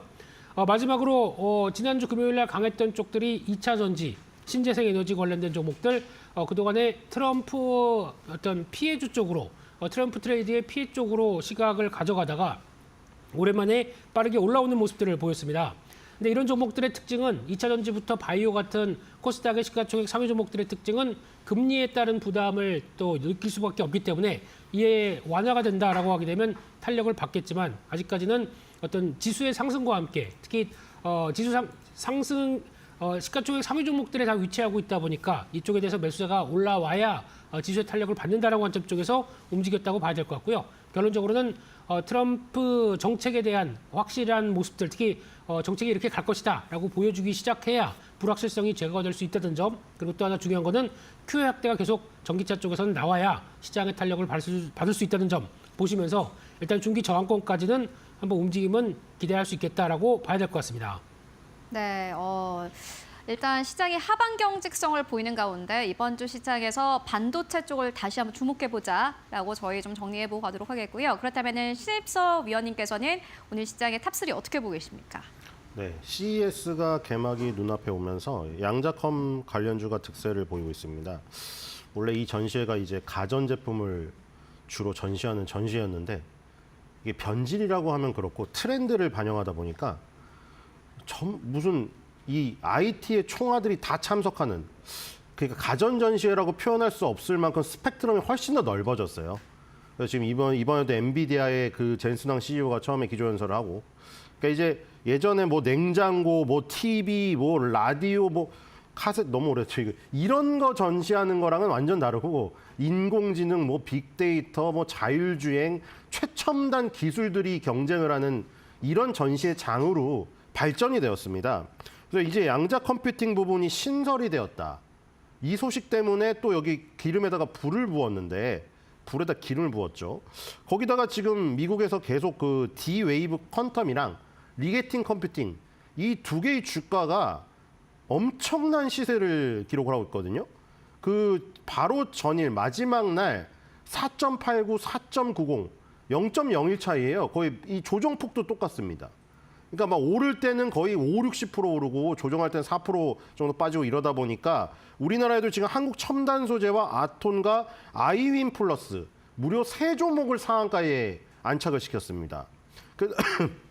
그래서 가전제품 전시회라고 부르기는 그런 더 확대된 CES 2025가 개막하기 전까지 우리 오늘 시장에서도 이 모멘텀이 살아있을 가능성이 크다, 이렇게 보이고요. 그다음에 최악의 경기 속 치킨주의 강세가 두 번째 타이틀입니다.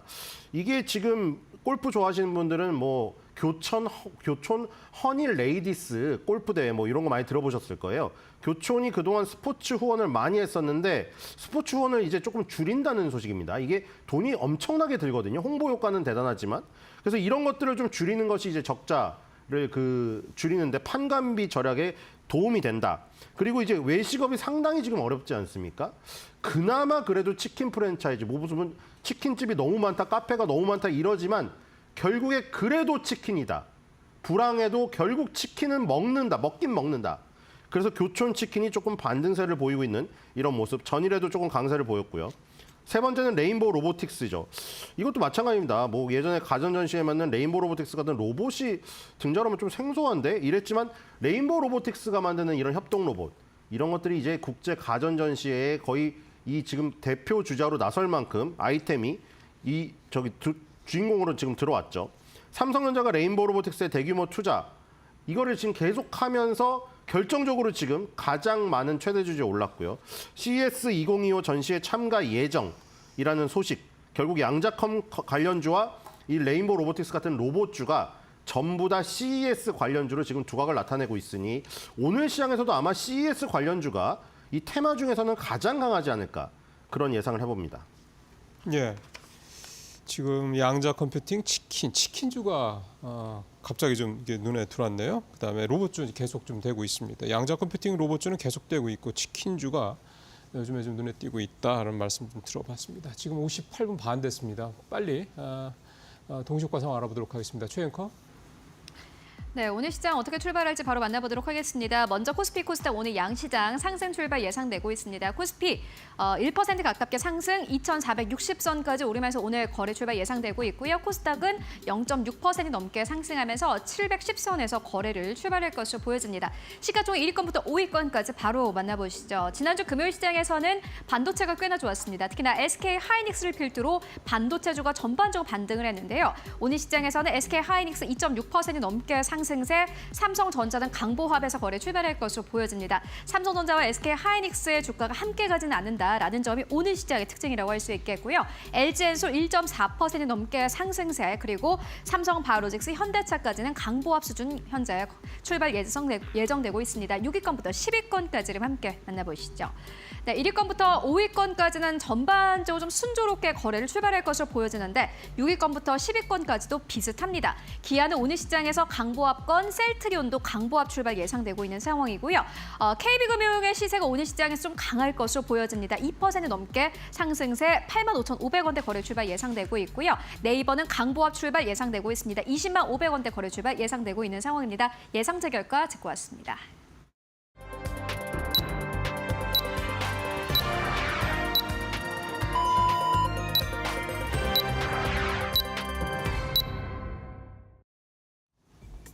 예, 확실히 좀 지난주 금요일 뉴욕 시장 급등 부분이 좀 영향이 좀 있죠. 우리 시장 오늘도 코스피, 코스닥 모두 0.5% 이상의 그런 상승으로 시작을 할 것 같다라는 동시효과 상황 나와 있는데요. 지금 지수가 방금 떴는데 코스피가 0.47%, 코스닥은 그 정도는 아니고 0.3% 정도 일단 반등을 하면서 거래가 좀 시작이 좀 된 그런 상황입니다. 선물도 그렇고요, 옵션 쪽도 그렇고 오늘은 뭐 긍정적인 쪽들이 일단 전반적으로 지수가 좀 많은 상황이고 환율은 이제 잠시 후에 좀 뜨면 다시 한번 말씀을 좀 드리도록 하겠습니다. 자, 출발 상황 이제 자세히 좀 살펴보도록 하겠습니다. 최연 앵커 전해주십시오. 네, 1월 6일 월요일장 개장을 했는데 오늘 양시장이 모두 다 빨간불로 거래를 출발하고 있는 모습 여러분들 함께 확인하실 수 있습니다. 먼저 코스피입니다. 0.48% 넘게 상승세 보이고 있습니다. 2,454선에서 거래 출발하고 있는데요. 지난주 금요일 시장이 2,440선에서 거래를 마감을 했습니다. 사실 지난주 한 주간의 흐름을 좀 보면은 변동성이 꽤나 컸습니다. 2,400선 아래로 내려갔다가 반발 매수세가 다시 한번 유입되기도 했고요. 특히나 반도체주 들이 강세 흐름을 보이면서 코스피가 다시 한번 2,400선 위로 완전히 안착이 된 모습을 보여주기도 했는데 오늘 시장도 흔들리지는 않습니다. 금세 내려오는 것이 아니라 그 수준을 계속해서 유지하려는 흐름을 보여주고 있고요. 코스닥도 비슷합니다. 보시다시피 0.48% 넘게 상승세 709선에서 거래를 출발하고 있는 상황입니다. 코스닥도 역시나 마찬가지로 지난주 금요일 시장에서 700선을 탈환을 했고 거의 3% 가깝게 상승세를 보이기도 했는데 오늘 양 시장이 모두 다 전혀 조정 없이 현재의 지수를 그대로 유지하고 방어하면서 오히려 반발 매수세가 조금씩은 들어오는 그러한 현재 시세를 분출하고 있습니다. 그렇다면 오늘 시장 시가총액 1위권부터 5위권까지는 어떨까요? 지금 바로 만나보도록 하겠습니다. 삼성전자 SK하이닉스입니다. SK하이닉스가 오늘도 독주합니다. 3% 넘게 상승세를 보여주고 있는데 특히나 최근 뉴욕 증시에서 엔비디아의 강세로 인해서 SK하이닉스 쪽으로 다시 한번 반발 매수세가 강력하게 들어오고 있습니다. 삼성전자와 SK하이닉스가 같이 가고는 있지 않은 모습을 보여주고 있습니다. 삼성전자의 경우에는 HBM 쪽의 이슈가 아직은 좀 모멘텀이 부족한 상황이고요. 반면에 SK하이닉스는 엔비디아 향으로 앞으로의 실적도 계속해서 늘어날 것이다라는 기대감 나오고 있습니다. 물론 한 달 사이에 전체적인 영업이익 추정치는 약간 하향되긴 했지만요. 그럼에도 불구하고 HBM 쪽은 연이어서 성장세를 보여줄 것이다라는 기대감 나오고 있고요. 오늘도 강력한 흐름 보여주고 있습니다. 3% 넘게 상승세. 지난 금요일 시장에서 6% 가깝게 상승 흐름을 보여주기도 했는데 오늘 시장에서 18만 7,800원대까지 올라가면서 18만 원대 위를 완전히 안착한 흐름을 보여주고 있고요. 이외에 LG엔솔 같은 경우 약보합권, 삼성바로직스 약보합권, 현대차는 1% 넘게 하락하면서 거래를 출발하고 있습니다. 결국에는 오늘 코스피 1위권부터 5위권까지 봤을 때 지수를 이끄는 기업은 결국에는 SK하이닉스 뿐인 것 같습니다. 6위권부터 10위권까지 흐름은 어떨까요? 지금 바로 만나보시죠. 네, 6위권부터 10위권까지도 비슷한데 기아 약보합에서 거래 출발하고 있고요. 셀트리온도 약보합에서 거래 출발하고 있습니다. 다만 KB금융도 역시나 마찬가지로 반등세를 연이어서 나타내고 있는 상황입니다. 1.4% 넘게 상승세. 금융주들은 사실 실적 수정치가 괜찮습니다만 주가가 좀 많이 빠진 측면도 있습니다. 8만 5천 원대까지 올라가면서 오늘 시장 시초가 현재 형성하고 있는 상황이고요. 네이버도 긍정적입니다. 1.5% 넘게 상승세를 보여주고 있는 상황인데 지난 12월 한 달간 외국인과 기관의 수급이 강력하게 들어온 기업이기도 하고요. 오늘 또 증권사의 리포트가 나왔습니다. 네이버의 실적 추정치가 상향 조정될 만하다. 앞으로 2025년에 네이버는 기대될 만하다라는 리포트가 오늘 함께 나오기도 했는데 20만 원대 위를 완전히 안착하면서 20만 3천 원대에서 거래를 출발하고 있습니다. 코스닥 쪽의 분위기는 어떨까요? 지금 바로 가보도록 하겠습니다. 네, 코스닥 1위권부터 5위권입니다. 알테오제 오늘 시장에서 2% 넘게 조정입니다. 최근에 상승 흐름을 강력하게 가져오기도 했는데 오늘 시장에서 약간 쉬어가는 흐름입니다. 물론 주가 하락하는 것을 보면은 2% 넘게 하락세 나타내고 있지만요. 지난주 한 주 동안 10% 가깝게 오른 것을 생각해 본다면 본다면 오늘 시장의 조정은 자연스러운 조정이라고 보셔도 될 것 같습니다. 31만 원대에서 거래 출발하고 있고요. 에코프로비엠 1% 넘게 상승세, HLB도 연이어서 긍정적인 흐름 보여주고 있습니다. 급등락이 나오기보다는 연이어서 조용히 상승하는 흐름을 보여주고 있는 것이 바로 HLB입니다. 오늘 76,600원대, 에코프로는 3% 넘게 반등세 나타내고 있고요. 레인보우 로보틱스 시가총액 5위권 오늘도 유지합니다. 3% 넘게 상승세, 보시다시피 24만 원대를 넘어가면서요. 오늘 시장에서는 23만 원대에서 24만 원대 뛰어넘으면서 거래 출발하고 있는 상황입니다. 6위권부터 10위권까지도 함께 보고 가시죠. 네, 6위권부터 10위권까지 오늘 이가캠바이오 소폭 빠지고요. 삼천당제약 클래시스까지는 빨간불 켜내고 있습니다. 특히나 클래시스도 역시나 마찬가지 최근 들어서 조용히 강한 기업입니다. 1.3% 넘게 상승세, 리노공업 오늘 2% 넘게 상승하면서 반도체 쪽도 여전히 오늘 시장에선 좀 투자 심리 시세 살아있는 상황이고요. 휴재 1.3% 넘게 하락하면서 오늘 시장에서 26만 4천 원대에서 거래 출발하고 있습니다. 네, 지금까지 개장 상황 함께 살펴보고 왔습니다. 네, 코스피가 시가총액 상위 종목들 기준으로는 이제 삼성전자도 플러스로 들어서고 오늘 SK 하이닉스가 좀 강한 모습 보이고 있고 2차 전지의 대장주인 LG에너지솔루션은 강보합 정도 왔다 갔다 좀 하고 있는 상황입니다. 금융주들이 그동안 환율 때문에 계속 좀 압박을 받다가 오늘 조금 벗어나는 그런 모습이 좀 나타나고 있다는 게 좀 눈에 띄네요, 그죠?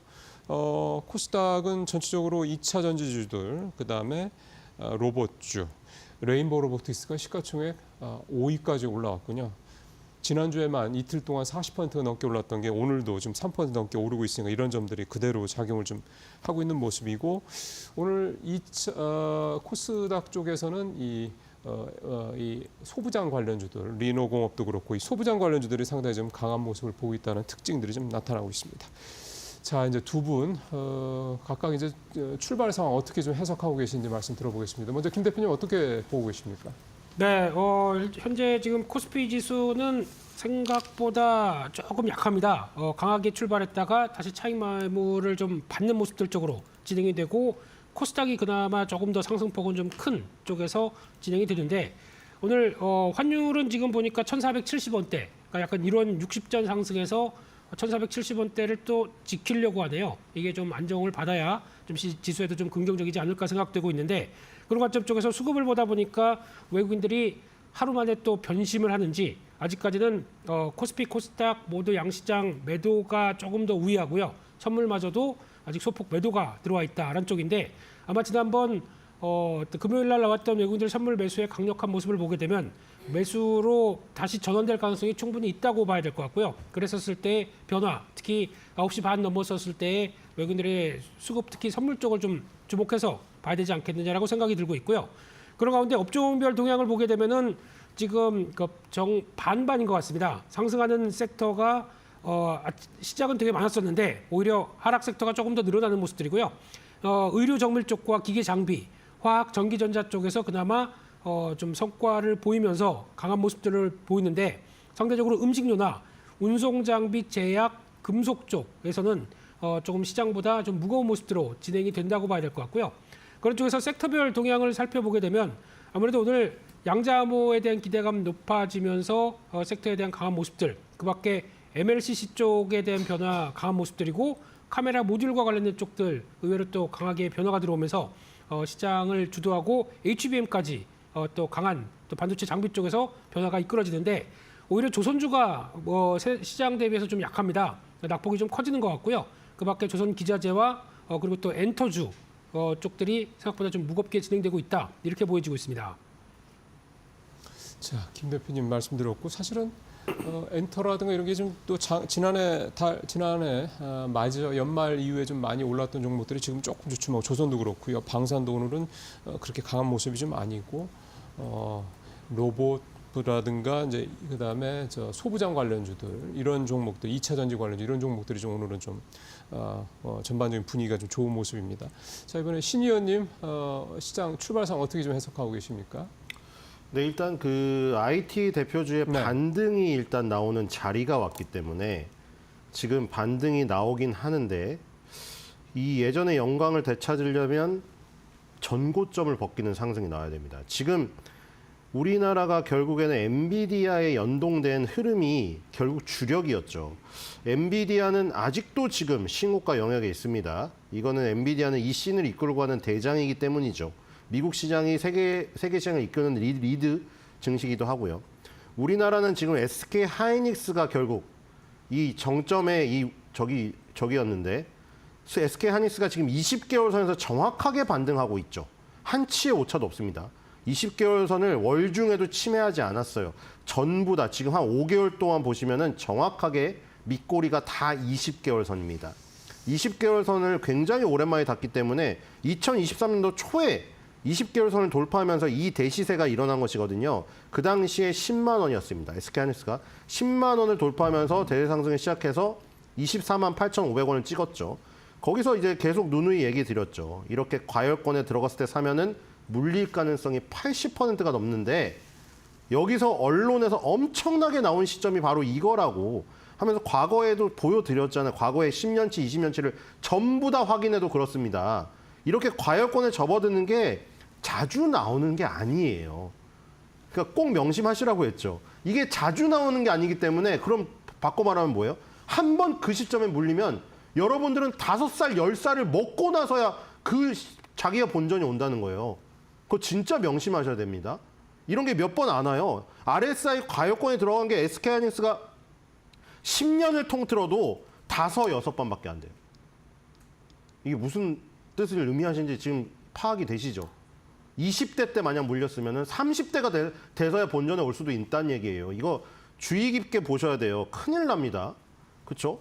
이번에도 24만 8,500원 못 가면 또 5년, 10년 걸리는 거예요. 지금 어쨌든 20개월 선에서 반등은 나옵니다. SK 하이닉스, 그 다음에 결국에는 한미반도체와 이수페타시스 이 세 개가 라인이었죠. 한미반도체는 SK 하이닉스보다 지금 떨어지는 모습 다 보이시죠?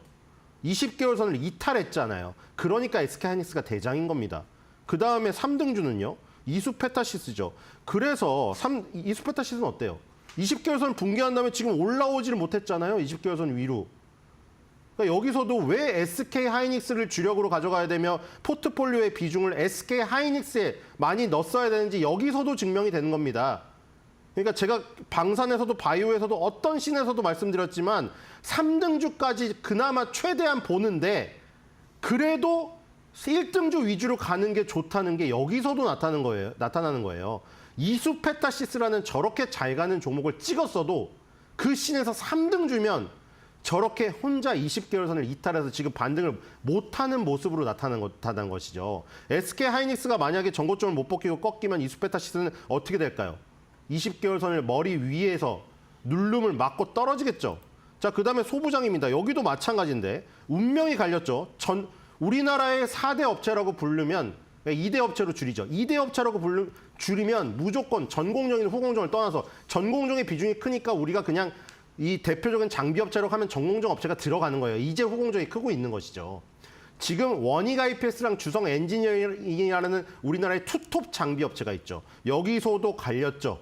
원익 IPS가 예전에 그 SK 하이닉스와의 껄끄러운 그 관계 때문인지 어떤 부분 때문인지는 모르겠으나 어쨌든 간에 삼성전자 향이 되었죠.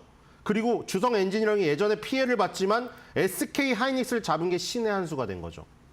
둘 다 거의 비슷합니다. 만드는 장비가 거의 비슷해요. 근데 어디에 납품을 주력으로 하느냐가 틀린 것이죠. 주성 엔지니어링은 SK 하이닉스 향이고 원익 IPS는 삼성전자 향입니다. 자, 지금 차트 보세요.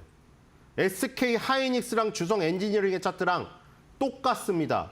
그 다음에 원익 IPS 차트랑 뭐랑 똑같아요? 삼성전자랑 빼박입니다. 닮았죠? 빼박이 아니고. 똑같이 닮았죠? 네. 이런 모습을 보세요. 네. 전공정을 맞춰도 만약에 삼성전자 향을 잡아버렸으면은 지금 고통의 나날을 보내는 겁니다. 예.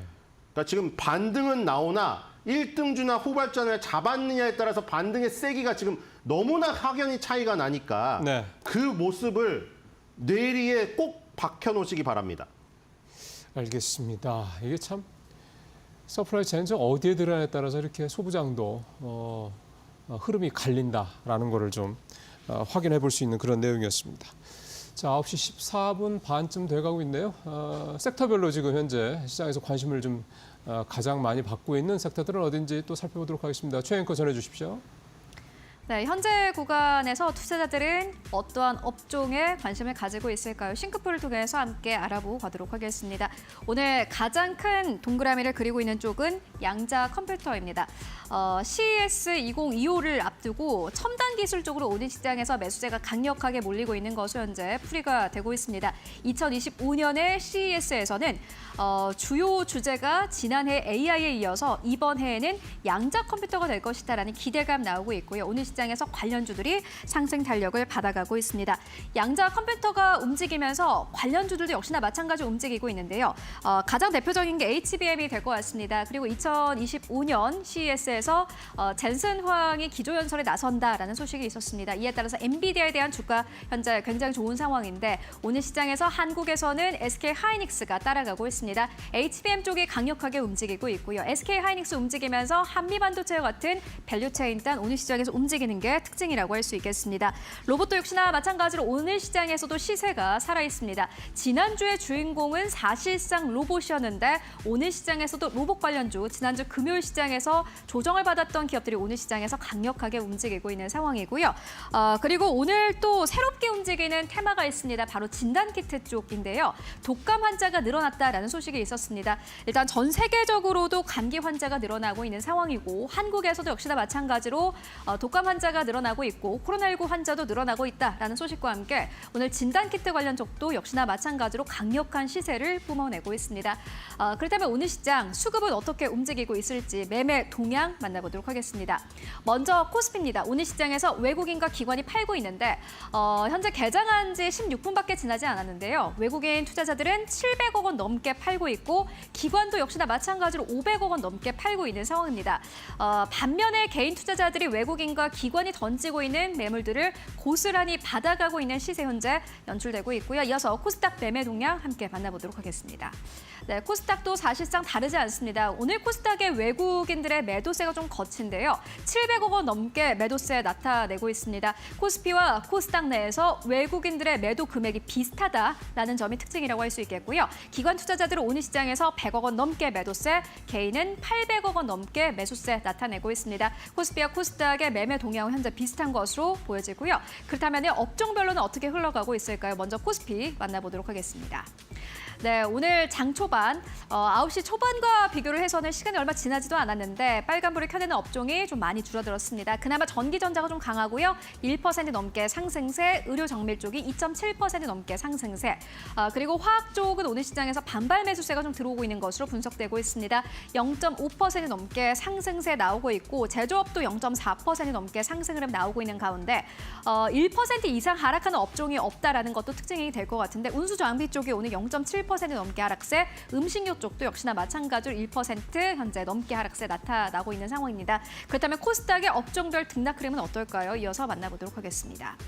네, 오늘 코스닥 같은 경우에는요. 외국인들의 매도세는 현재 좀 거칠게 나타나고 있지만은 그럼에도 상승하는 업종이 하락하는 업종보다는 많은 장세 나오고 있습니다. 비금속이 1% 넘게 상승세, 방송 서비스업 쪽이 1.2%, 화학 쪽이 오늘 코스피와 코스닥 양 시장에서 모두 다 강한데요. 1.8% 넘게 상승세, 제조업이 1.1%, 인터넷 업종도 오늘 시장에서 1.4% 넘게 상승 흐름을 나타내고 있습니다. 그렇다면은 거래량이 많이 실리는 쪽이 어디 있을까요? 이어서 만나보도록 하겠습니다. 네, 오늘 코스피에서 상승률 상위 기업들 함께 만나보시면 화학 쪽이 오늘 잘 갔던 이유가요. 코스모 화학이 잘 가고 있기 때문입니다. 11% 넘게 상승세, 18,600원대, 한창제지 7%, 삼화전기, DI, 대원화성까지 7% 넘게 상승 흐름 나타내고 있습니다. 코스피 안에서도 테마 쪽이 좀 강력하게 움직이고 있고요. 이어서 코스닥의 상승률 상위 기업들을 함께 만나보도록 하겠습니다. 네, 코스닥은 오늘 라닉스 상한가, 아이원 플러스 상한가, 바이오 로그 디바이스 오늘 상한가, 마녀공장과 한사까지 이어서 두 자릿수 이상의 급등세 나타나고 있습니다. 네, 지금까지 시장 상황 만나보고 왔습니다. 네, 최 앵커 수고하셨습니다. 양자 컴퓨팅 쪽은 좀 하여간 계속 상당히 좀 강하네요. 어쨌든 이런 흐름들이 이제 이게 테마성으로 끝날 것이냐면 실체를 좀 보여줄 것인 이런 부분들은 좀 봐야 되는데 아직 우리 쪽에서 양자 컴퓨팅 관련해서 좀 그렇게 소위 말해서 실체가 있는 그런 종목들은 좀 아직은 찾기 좀 어렵다라고 좀 봐야 되기 때문에 이제 그런 부분들 좀 감안하시면서 너무 휩쓸리지 않으셨으면 하는 바람도 좀 생각이 좀 듭니다. 자, 이제 두 분 한테 종목별 흐름들 눈에 띄시는 게 어떤 게 있는지 또 한 말씀 들어보도록 하겠습니다. 김 대표님 어떤 게 좀 눈에 띄시나요? 네, 가장 먼저 시가총액 상위 종목 쪽에서 삼성전기가 눈에 띕니다. 삼성전기요? 예, 네. 오랜만에 또 올라오네요. 저희가 삼성전기 하게 되면 사면 또 속았다 이런 얘기 많이 하는데 예, 이번에는 좀 제대로 될지 눈여겨봐야 될 것 같은데 첫 번째로 중국의 이구안신 정책들이 이번에는 스마트폰이다라는 관점 쪽에서 소비 정책을 육성을 하는데 스마트폰에 대한 기대가 좀 커지게 되면 그에 따른 수혜를 볼 것이다. 물론 전기차 관련된 쪽에서 MLCC는 지금 분위기가 그렇게 좋지는 못하지만 또 다른 한 축에 변화가 나올 수 있을 것이다라는 쪽에 대한 기대감이 커지는 것 같고요. 두 번째는 AI 서버양 관련된 쪽에서도 기판 쪽은 살아있다라는 쪽으로 바라보고 있는데 또 세 번째 유리기판 쪽이죠. 그쪽에 대한 모멘텀들이 있다라는 쪽에서 전고점 때 가볍게 안착해서 달릴 수가 있는지를 좀 더 체크를 해야 될 것 같고요. 두 번째로 드론 쪽도 여전히 강합니다. 지금으로는 보게 되면 JCN 시스템이 또 계속 대장주 역할을 하면서 특히 이제 지난 고점 때는 살짝 안착하기가 좀 어려운 모습들로 보여지고 있는데 그래도 여전히 매수세는 살아있다는 쪽에서 지금 미국이 중국산 드론에 대해서 계속 견제가 나올 것이다라는 얘기와 함께 특히 장거리 드론에 대한 필요성을 또 머스크가 계속 강조를 하다 보니까 그에 따른 분위기는 미국 쪽에서 연결될 텐데 그게 국내에 대해서 어떤 영향을 끼치겠느냐 그거는 조금 연관성이 좀 적기 때문에 미국의 관련주들이 강하면서 이어지는 효과를 계속 또 노려봐야 될 것 같고요. 마지막으로 마녀공장의 주가가 급등세입니다. 시작부터 강했고요. 특히 최대 주주의 지분이 51.8%가 1,900억 원의 KLN 파트너스 쪽으로 팔리다 보니까 또 이제 사모펀드 쪽으로 넘어갔다. 그런데 따지게 되면은 총 몸값이 3,700억 원 되는데 지금 그 정도에도 못 간다. 물론 최대 주주 지분 외에 나머지 지분을 다 사는 게 상법 개정이 되면 나와야 될 일이겠죠. 근데 그럼에도 불구하고 시장은 알아서 그래도 생각보다 싸게 지금 몸값 대비해서는 저평가다라는 관점 쪽에서 이어지는데 이게 화장품주의 전반적인 강세로 이끌어질지 또 체크를 해야 될 것 같습니다.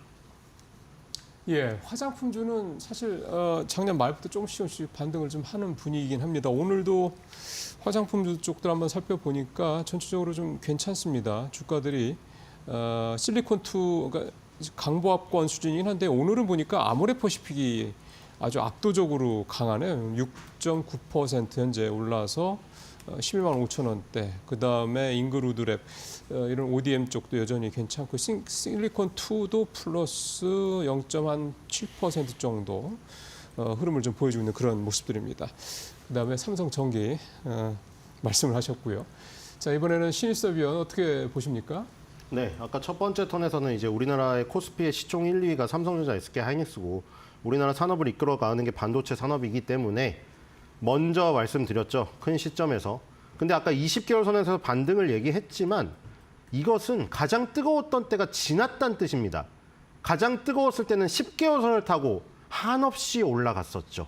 이제 한 단계 레벨 다운돼서 기술적 반등이 나오는 것이니 이것은 아직까지는 기술적 반등으로 봐야 된다는 의미가 큰 것을 명심하시고요. 아까 전에 그 장 전에 말씀드린 대로 역시 오늘 CES 관련하여 로봇과 양자컴이 테마의 주도라지 않겠느냐 했는데 여지없이 로봇과 지금 양자컴이 주도를 하고 있습니다.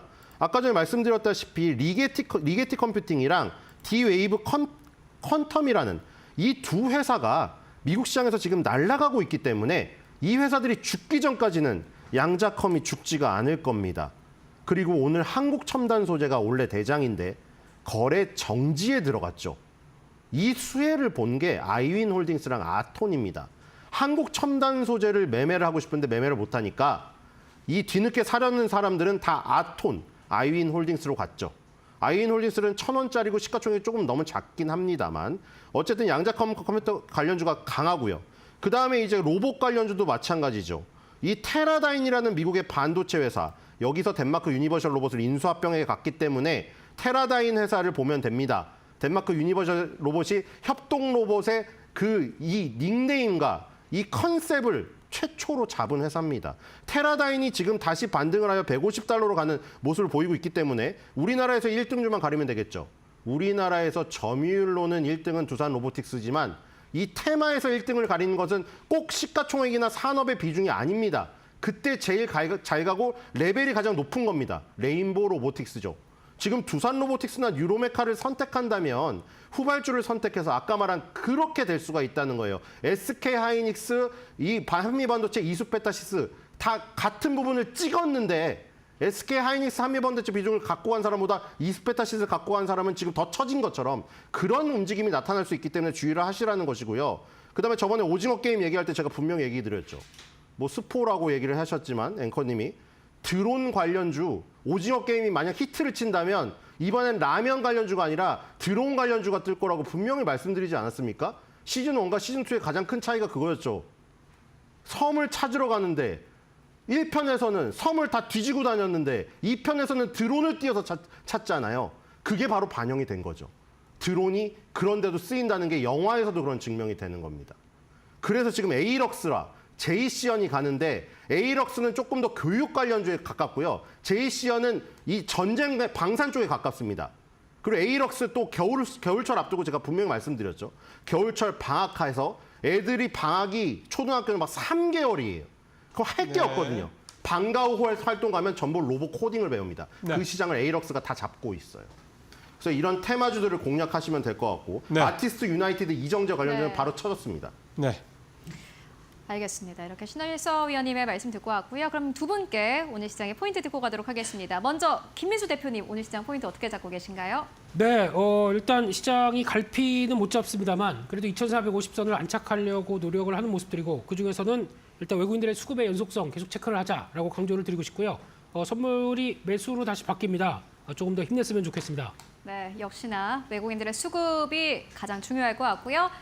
그렇다면은 신일서 위원님은 오늘 시장 포인트 어떻게 잡고 계십니까? 네, 로봇 군단의 진격이 시작된다. 탑승 완료하라. 아바타를 보시면 로봇 타지 않으면 힘들죠. 싸움이. 로봇 타려고 다들 노력하잖아요. 지금 로봇에 탑승하셔야 같은 편이 되고요. 안 탑승하시면은 로봇한테 당할 수가 있습니다. 그걸 명심하시면서 대응하시기 바랍니다. 네. 자, 신일서 의원 말씀까지 들어봤습니다. 오늘 두 분 말씀 잘 들었습니다. 오늘 여기서 마무리하도록 하겠습니다. 고맙습니다.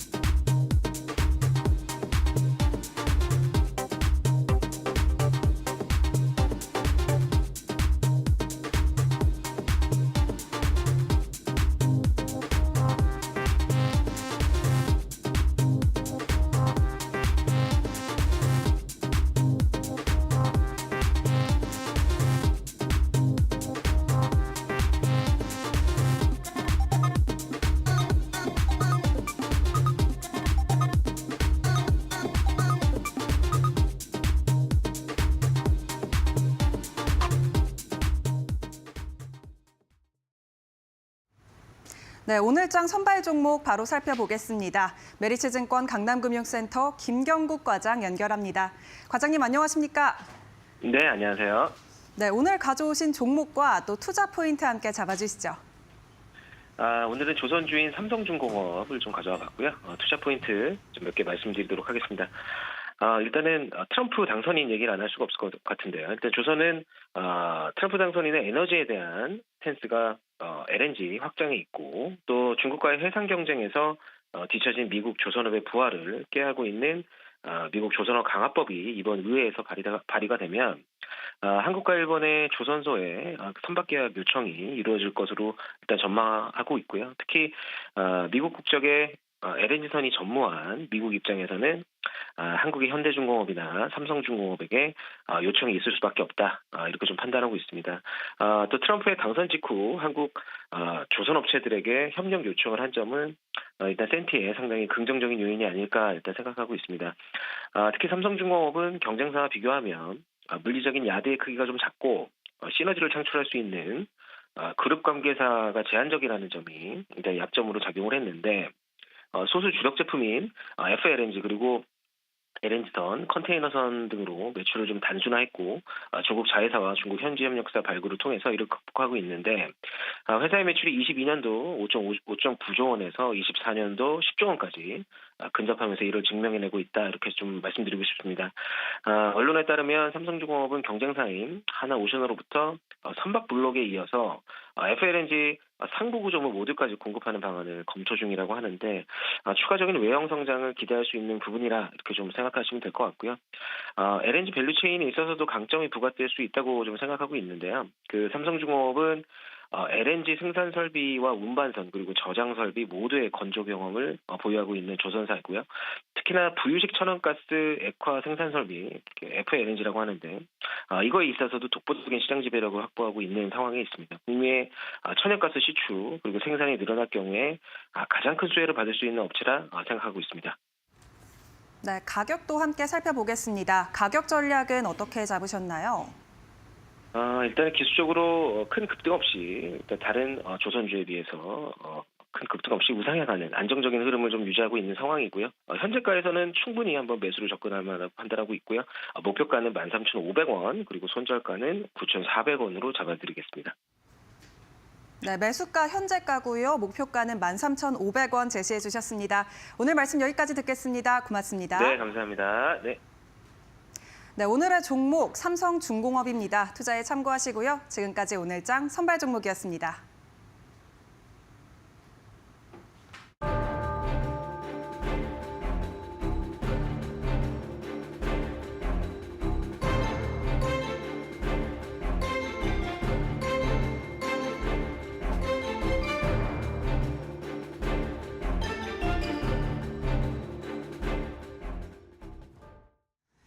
네, 요즘 뭐 테슬라만 앞에 붙으면 조회수가 터지더라고요. 그만큼 굉장히 인기 많은 종목, 또 관심 많은 종목이 아닐까 싶습니다. 최근에 인도량 감소 소식 이후에 주가가 크게 흔들리다가 다시금 반등의 폭을 좀 키우는 모습이었는데 여러 가지 테슬라의 리더십은 여전한지 좀 궁금하고요. 오늘 이를 위해서 미디어스피어 강정수 박사님을 모셨습니다. 함께 테슬라에 대해서 전격 좀 해부를 해보도록 하겠습니다. 박사님 반갑습니다. 안녕하세요. 네.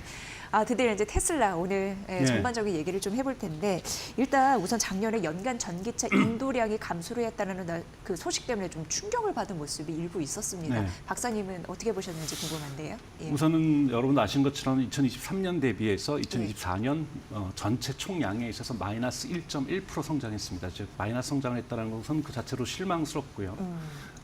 물론 저는 개인적으로는 이것은 테슬라에게는 큰 문제가 되지 않는다고 보고 있어요. 이미 테슬라는 2024년 같은 경우에는 좀 한계가 있었다고 봅니다. 예를 들면 첫 번째는 모델 Y에 대한 페이스리프트, 즉 모델 Y 주니퍼가 나온다는 소식에 이른바 오스본 효과가 분명히 영향을 미쳐서 사람들이 주저했다라는 부분들이 분명히 존재하고 있고요. 네, 그 다음 모델이 나오니까 그렇죠. 그걸 사기를 주저한다. 주저하는 이런 네, 현상들도 분명히 네. 존재했었고 그다음에 아직까지도 이자율들이 높은 상황에서 이러한 이 큰 가격의 지출이 높은 자동차를 판매해야 되는 것은 좀 주춤했던 부분들도 있었고 또 중국차와의 경쟁이라든지 하여튼 다양한 여러 요소, 특히 가장 중요하게는 유럽연합에서의 판매율 감소, 두 자리 숫자 이상으로 감소를 했죠. 이 부분이 가장 크게 작동을 했다고 보는데요. 여러분들이 보셔야 될 것은 지금 테슬라의 주가 같은 경우에는 분명하게 트럼프 대통령 당선 이후에 트럼프 효과에 의해서 올라가고 있다 보니 작은 변화에도 크게 변동하는.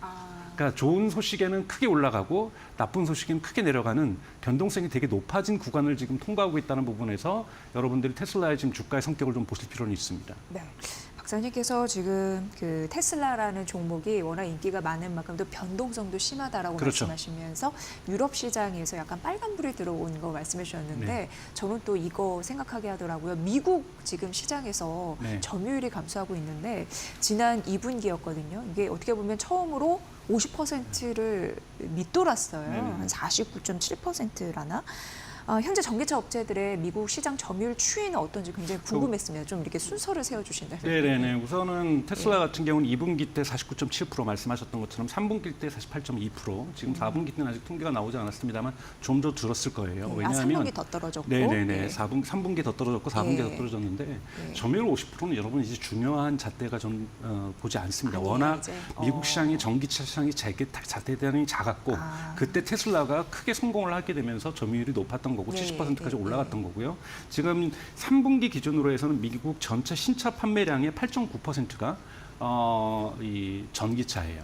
그러니까 전체 신차가 100대가 팔리면 거의 9대 정도는 지금 전기차가 팔리고 있는 거죠. 그러니까 이런 부분은 2023년에 8% 대비해서 조금씩 성장하고 있다고 볼 수 있고요. 이 부분이 4분기에는 더 성장을 했습니다. 특히 여러분 GM이나 포드, 그다음에 혼다가 되게 괄목할 만한 성장들을 두 자릿수 이상의 성장들을 지금 일어나가고 있거든요. 그래서 다른 차 업체들도 경쟁력들을 어느 정도 가져가기 시작한다라는 거고, 이건 전체적으로 볼 때는 미국 2024년에 전기차에 대한 전반적인 미국에서는 좋은 시장 신호가 생기고 있다라고 보는 거기 때문에 테슬라의 점유율이 미국에서 50% 미만으로 떨어진 것 자체는 그렇게 중요하지 않다. 예를 들면 콜로라도 같은 주 같은 경우는 지금 캘리포니아 주보다도 훨씬 더 높은 시장 점유율을 가지고 있거든요. 근데 콜로라도 작은 주에서 60%인가 70%를 지금 테슬라가 가지고 있다고 해서 그게 큰 의미가 있느냐? 라고 본다라면 큰 의미가 없다라고 볼 수가 있기 때문에 이제 점유율보다는 테슬라가 2025년에는 올해에는 정말로 220만 대에서 250만 대까지, 즉 대단히 크게 성장할 수 있는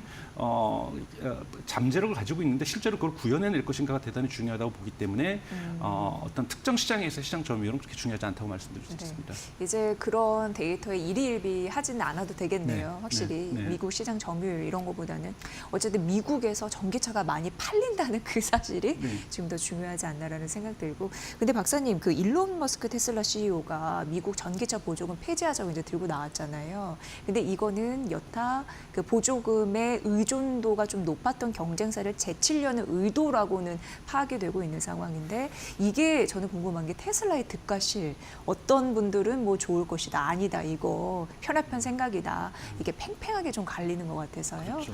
예. 득이 있고 실이 분명하게 존재하고 예, 있습니다. 예. 우선 그러니까 손해보는 부분들은 $7,500가 결코 작은 돈이 아니거든요. 여러분들 자동차를 구매할 때 내가 예를 들면 5천만 원짜리 차를 샀냐, 4천만 원짜리 차를 사느냐, 또는 3,900만 원짜리 차를 사느냐, 엄청나게 달라질 수 있는 거거든요. $7,500 그리고 테슬라가 여기다가 뭐 예를 들면 충전 1년 무료, 2년 무료 뭐 이런 식으로 해서 한 $5,000 정도의 그 충전 운영비를 갖다가 보조를 해주거든요. 이러면 이것만 해줘도 $12,500예요. 그럼 우리 환율 따지면은 1,500만 원, 1,600만 원 하는 돈들이 왔다 갔다 하는 거기 때문에 이것이 테슬라에게 아무 영향 없다. 이거는 말도 안 되는 소리고요. 그러니까 테슬라에게 분명하게 손해가 옵니다.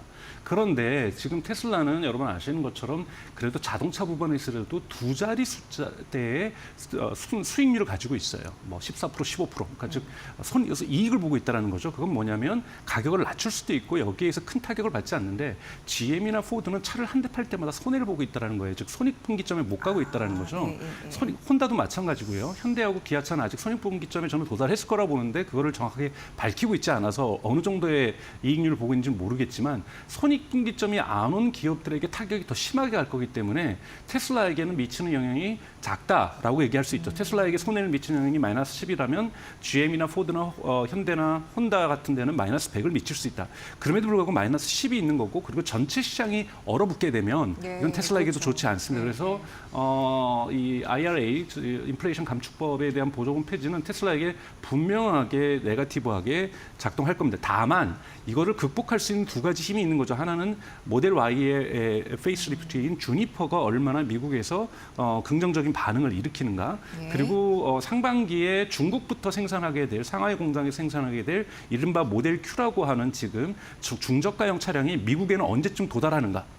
즉 미국에서는 또 언제쯤 텍사스에서는 생산될 수 있을 것인가. 이 부분에 따라서, 왜냐하면 트럼프가 대통령이 취임한다고 해서 1월 20일 된다고 해서 1월 21일부터 보조금이 폐지되지는 않거든요. 그렇죠. 보조금이 폐지되기 위해서는 하원과 상원에서 합의도 있어야 되는 거고 민주당과의 적당한 타협도 있어야 되는 거기 때문에 이런 과정을 거치다 보면은 아마 이 모델 Q가 미국에서 생산될 쯤 돼서 보조금이 폐지되는 이러한 시기적인 어떤 교차점이 대단히 테슬라에겐 중요하다고 볼 수가 있습니다.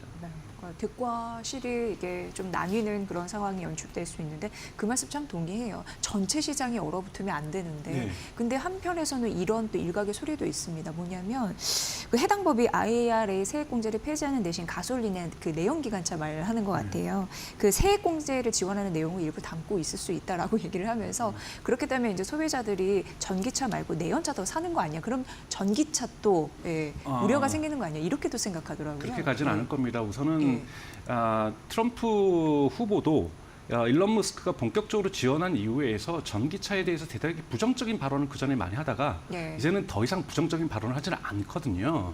근데 지금 이제 바이든 행정부에서 특정 환경이라든지 노조 중심이라든지 이런 부분에 대한 산업적 지원을 하다 보니까 전기차에 대한 지원이 있었던 건데 오히려 이런 특정 산업에 대한 지원보다는 오히려 노동조합이라든지 환경 문제에 대한 규제 부분을 약화시킴으로써 기업가들이 투자하는 우호적인 환경을 만들겠다라는 것이 트럼프의 경제 정책이다 보니까 IRA를 폐지하는 것이지 전기차에 대한 일반적인 증오감이나 어떤 불쾌감에 의해서 폐지하는 것은 아니다. 그리고 또 하나 여러분 보셔야 될 것은 12월 크리스마스 전후에서 있었던 H-1B 비자에 대한 논쟁이었어요. 트럼프는 여러분 H-1B 이거는 여러분 아시는 것처럼 대단히 고인력 대학교라든지 대학원이라든지 박사를 마친 고인력에 대해서 주는 미국 기업들이 주는 특혜 비자들이죠. 자, 이 부분에 대해서도 원래 트럼프는 폐지를 공약했었어요. 그런데 일론 머스크가 말도 안 되는 소리다. 그런 사람 없으면 스페이스X에서 우주선 못 띄우는 거고 테슬라 작동 못 하는 거고 미국의 빅테크들 다 망한다. 그건 말이 되긴 해요. 네, H-1 비자는 반드시 지속되고 확대된다고 얘기를 하니까 트럼프가 일론 머스크의 손을 들어준다고요. 그건 뭐냐면 일론 머스크의 목소리가 지금 거의 대통령 수준이라는 거예요. 근데 거기에서 일론 머스크가 있는데 내연기관차를 도와주겠다? 이거는 공화당 정책, 경제 정책하고도 일관성이 없는 거고요. 공화당은 기업에 투자하는 우호적인 조건을 만들기 위해서 환경 규제와 노동 규제를 축소시키려고 하는 것이지 가솔린이냐 전기차의 논쟁은 공화당의 쟁점이 아니다. 그렇기 때문에 이 부분을 그렇게까지 해석할 필요는 없다고 저는 보고 있습니다. 네. 뭐 내연차 가격 우위 현상 뭐 이런 것까지 얘기가 나오는데 그건 잠시 접어둬도 되겠네요. 네. 그렇게 좀 정리를 하도록 하겠습니다. 근데 이제 테슬라 어쨌든 주가가 이게 내려왔다가 6거래 만에 그 반등하는 흐름들이 있었고 종가 기준으로 봤을 때 8% 급등을 했습니다. 다시금 낙관론에 힘이 붙었다라는 얘기가 들려오고 있습니다. 어떻게 보세요? 저는 이게 대단히 불안한 상황이라고 저는 생각이 들어요. 그러니까 즉 뭐냐면 그날 올라갔던 것도 그러니까 지난주 금요일 날 올라갔던 것도 사실 테슬라만 올라간 것이 아니라 빅테크들이 다 올라갔는데 사람들이 이유가 뭘까 하니까 뭐 생산성 지수가 나쁘지 않았다. 뭐 이런 얘기예요. 요 소식 하나에 주가가 8%씩 급등한다. 이건 여러분 올라가도 그렇게 기분 좋은 상황이 저는 아니라고 봐요. 비이성적이라는 그렇죠. 거죠? 그러니까 대단히 뭐냐면 펀다멘탈에 의해서 축 치고 올라가는 것이 아니라 투자 심리가 어떻게든지 긍정적으로 해석하는 경향이 있으면 확 올라가는 거고 조금이라도 부정적인 소식이 나오면 확 떨어지는 것. 대단히 변동성들이 심하다라는 거고 이거는 빨리 트럼프가 1월 2일 날 취임을 해서 트럼프의 경제가 어떻게 바이든 경제하고 다를 것인지 어떻게 긍정적일 것인가에 대한 시장에 대한 명확한 청사진과 여기에 맞춰서 기업의 매출이 어떤 변화를 겪을 것인가에 대한 실물 경제의 변화가 이루어지기 전까지는 이 변동성은 지속될 수밖에 없다. 그렇기 때문에 현재로서는 좋은 소식이 오면 올라가고 나쁜 소식이 나오면 떨어지는 이러한 변동이 앞으로 당분간 지속될 거라는 부분에서 여러분 이것을 테슬라로만 보실 필요가 아니라 미국 주식 전반이 그렇다라고 좀 이 현재 그런 상황을 구간을 통과하고 있다라고 이해를 해주시면 더 좋을 것 같습니다. 그럼 박사님 이거는 어떻게 생각하세요? 그 중국에서 사상 최대 판매를 기록했다라는 소식 때문에 테슬라뿐만 아니라 전기차 관련주들이 폭등. 그러니까 급반등을 했잖아요. 근데 그게 방점이 중국에 찍혀 있단 말이죠. 네. 좀 해석해야 될 여지는 있는 것 같아서요. 네. 중국은 여러분 아시는 것처럼 전기차하고 배터리하고 태양광 뭐 크게 이 세 가지 부분에서 오버캐파시티 과잉 생산을 하고 있는 거고 그리고 품질도 받쳐주기 시작하면서 빠르게 성장하고 있죠. 지금 BYD 같은 경우에 지금 테슬라하고 전기차, 순수 전기차로만 보면은 24,000대 정도 차이밖에 안 나면서 2등했어요. 야, 곧 1등으로 추격 가능하네요. 그렇죠. 그리고 3분기하고 4분기를 볼 때 3분기에서는 테슬라가 BYD하고 근소하게 1등을 했지만 4분기 때는 BYD가 테슬라를 추격을 했습니다. 자, 여기서는 이제 플러그인 하이브리드라든지 이런 나머지 것들을 빼고 나서 지금 순수 전기차만 보는 건데 저는 2025년에는 테슬라 또한 모델 Y에 대한 페이스리프트라든지 모델 Q라든지 내놓으면서 한 매출에서 한 15% 20% 정도 성장할 건데요. 지금 BYD 같은 경우가 지금 2023년 대비 한 14% 성장을 한 거예요. 전기차가요. 플러그인 하이브리드는 48% 정도 성장을 했고요. 그러니까 엄청나게 성장을 한 건데 전기차만 본다라면 2025년에 순위는 바뀔 수가 있다고 보고 있고요. 또 하나는 지금 말씀하셨던 전체적인 중국 전기차의 주가가 오르고 있는 것은 중국의 전기차들이 미국의 규제와 유럽연합의 규제에도 불구하고 좋은 성적을 거뒀다. 우선은 지금 미국엔 한 대도 못 팔고 있는 상황, 네. 유럽에서는 거의 30%대의 관세가 붙고 있는 상황에서도 이런 성적을 거두고 있다는 것은 앞으로도 내년에도 이러한 성장률을 충분히 가져갈 수 있다라는 기대감들이 존재하기 때문에 중국 전기차에 대한 기대감들, 그리고 여러분 2024년 1월 작년 요맘때죠. 작년 요맘때 일론 머스크가 뭐라 그랬냐면 각국 정부에서 관세의 장벽을 두지 않는다라면 중국 전기차가 기존에 있는 세계의 모든 자동차 시장을 디몰리시, 파괴시킬 거라고 했어요. 그만큼 퀄리티가 자기도 놀랐다고 얘기를 했어요. 자기도 과거의 중국차가 아니라고 얘기할 정도로 중국차의 가격 경쟁력, 제품 경쟁력이 전기차 부분에서 뛰어나지고 있고 이 부분의 기대치가 이러한 미국에서 팔지도 못하고 유럽에서는 관세가 도입됐는데도 불구하고 이런 좋은 성적을 냈다는 부분에서 중국 전기차 전반에 대한 좋은 평가가 지금 이루어지고 있다고 볼 수가 있습니다. 네. 그럼 테슬라는 과연 글로벌 전기차 1위의 위상을 지킬 수 있을까 궁금하고 중국에서는 과연 잘하고 있는가? 이런 또 의심이 들기도 합니다. 어떻게 분석하셨어요? 테슬라가 이번에 중국 4분기 실적 판매는 중국 테슬라의 판매 시작 이후에 가장 좋은 기록이에요. 그러니까 지금 전체적으로 자동차 시장이 가장 좋은 데는 중국이고요. 예. 두 번째가 미국이고, 그래서 정말 안 좋은 데가 마이너스 성장하는 데가 지금 유럽인 거죠.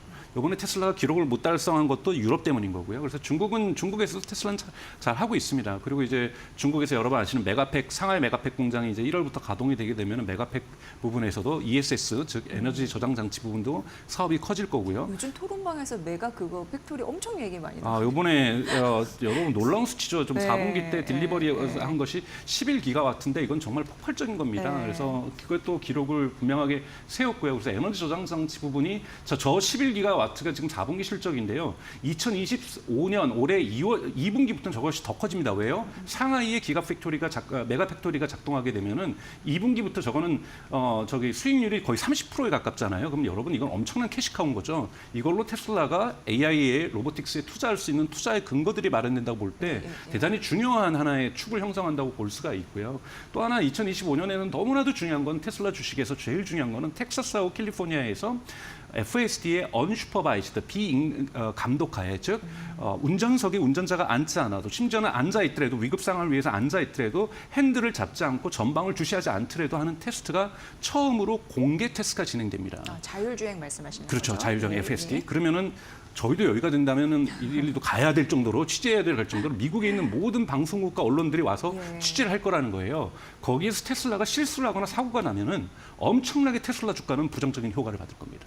하지만 거기 공개 테스트를 갖다가 테슬라가 성공적으로 이뤄준다라면 테슬라의 주가는 대단히 로켓 추진력과 같은 추진력을 받을 수가 있다는 거죠. 그렇기 때문에 2025년에 가장 중요한 사건은 테슬라에게 텍사스하고 캘리포니아에서 언제 진행될지는 아직 시점 확정되지 않았습니다만 올해 상반기라고 보통 일론 머스크가 작년에 얘기를 했었거든요. 그러면 상반기에 진행된다면 4, 5, 6월 정도에 진행될 가능성이 있는데 이때 테슬라가 어느 정도의 성과를 내는가에 따라서 테슬라의 모든 주가는 결정될 것이다 라고 말씀을 좀 드릴 수 있습니다. 네, 올해는 이거네요. 텍사스, 캘리포니아에서 완전 그 자율주행 FSD 공개 테스트 이 결과다. 거기에서 주는 시사점 이거고요. 올해 우리나라 자동차 산업 수출이 4년 만에 감소할 것이다라는 아주 안 좋은 예상들이 나오고 있는데 우리가 좀 마음의 자세를 어떻게 해야지 좋을까요? 현대기아차는 2024년 대단히 좋은 성적을 기록했음에도 불구하고 12월에 그룹 내부에서는 비상경영 체계를 선언을 했습니다. 그만큼 한국 경제 상황이 좋지 않다라는 거고요.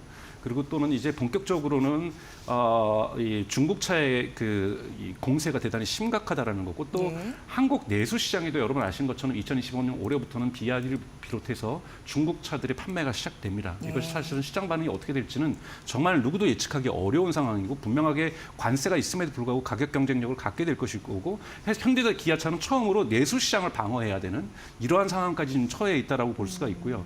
또 하나는 혼다가 지금 미국에서 전기차가 판매가 급증하고 있어요. 혼다가요? 네, 그래서 그런 부분에서 미국에서도 이제는 경쟁자들이 2025년에는 숨죽여 있었던 크라이슬러라든지 그러니까 집이라든지 이런 크라이슬러의 전기차, 혼다의 전기차, 그리고 토요타의 전기차들도 미국과의 시장에서 경쟁 구도를 그을 거기 때문에, 그리고 이미 현대가 나가고 싶었던 인도라든지 인도네시아, 그다음에 브라질 이런 곳에서는 비아디가 인도를 제외하고서는 잘 나가고 있고, 그래서 현대 같은 경우는 많은 도전이 있는 해가 될 거라고 보고요. 또 하나는 FSD가 만약에 만약에 테슬라가 성공했을 때 과연 현대기아차의 선택은 어떻게 될 것인가? 스스로 자율주행을 할 수 있을 것인가? 아니면 그렇죠. 테슬라하고 협력을 해야 될 것인가? 이런 것을 선택해야만 하는 그 시점이 현대에게도 다가오고 있다. 이런 부분에서 한국 자동차 업계 이제 현대기아차죠. 에게는 중요한 운명의 시간이 마찬가지로 2025년에 다가오고 있다고 볼 수 있습니다. 네. 정말 많은 영향을 미칩니다. 그래서 올해 테슬라 전략에 대해서 주목할 점 저희가 딱 정리해서 여러분께 알려드렸습니다. 미디어스피어의 강정수 박사의 분석으로 여러분 들으셨습니다. 고맙습니다. 잘 들었습니다. 고맙습니다. 네, 양시간 좀 올라가고 있는데 문제는 수급이 또 외국인과 기관이 하루 만에 매도로 돌아섰습니다. 근데 오늘 또 긍정적인 건 반도체 섹터가 시장을 이끌어가고 있다라고 정리를 해볼 수 있을 것 같고요. 잠시 후 마켓나우 2부에서 오전장 전략 조금 더 구체적으로 전해드리도록 하겠습니다. 저는 잠시 후에 뵙겠습니다.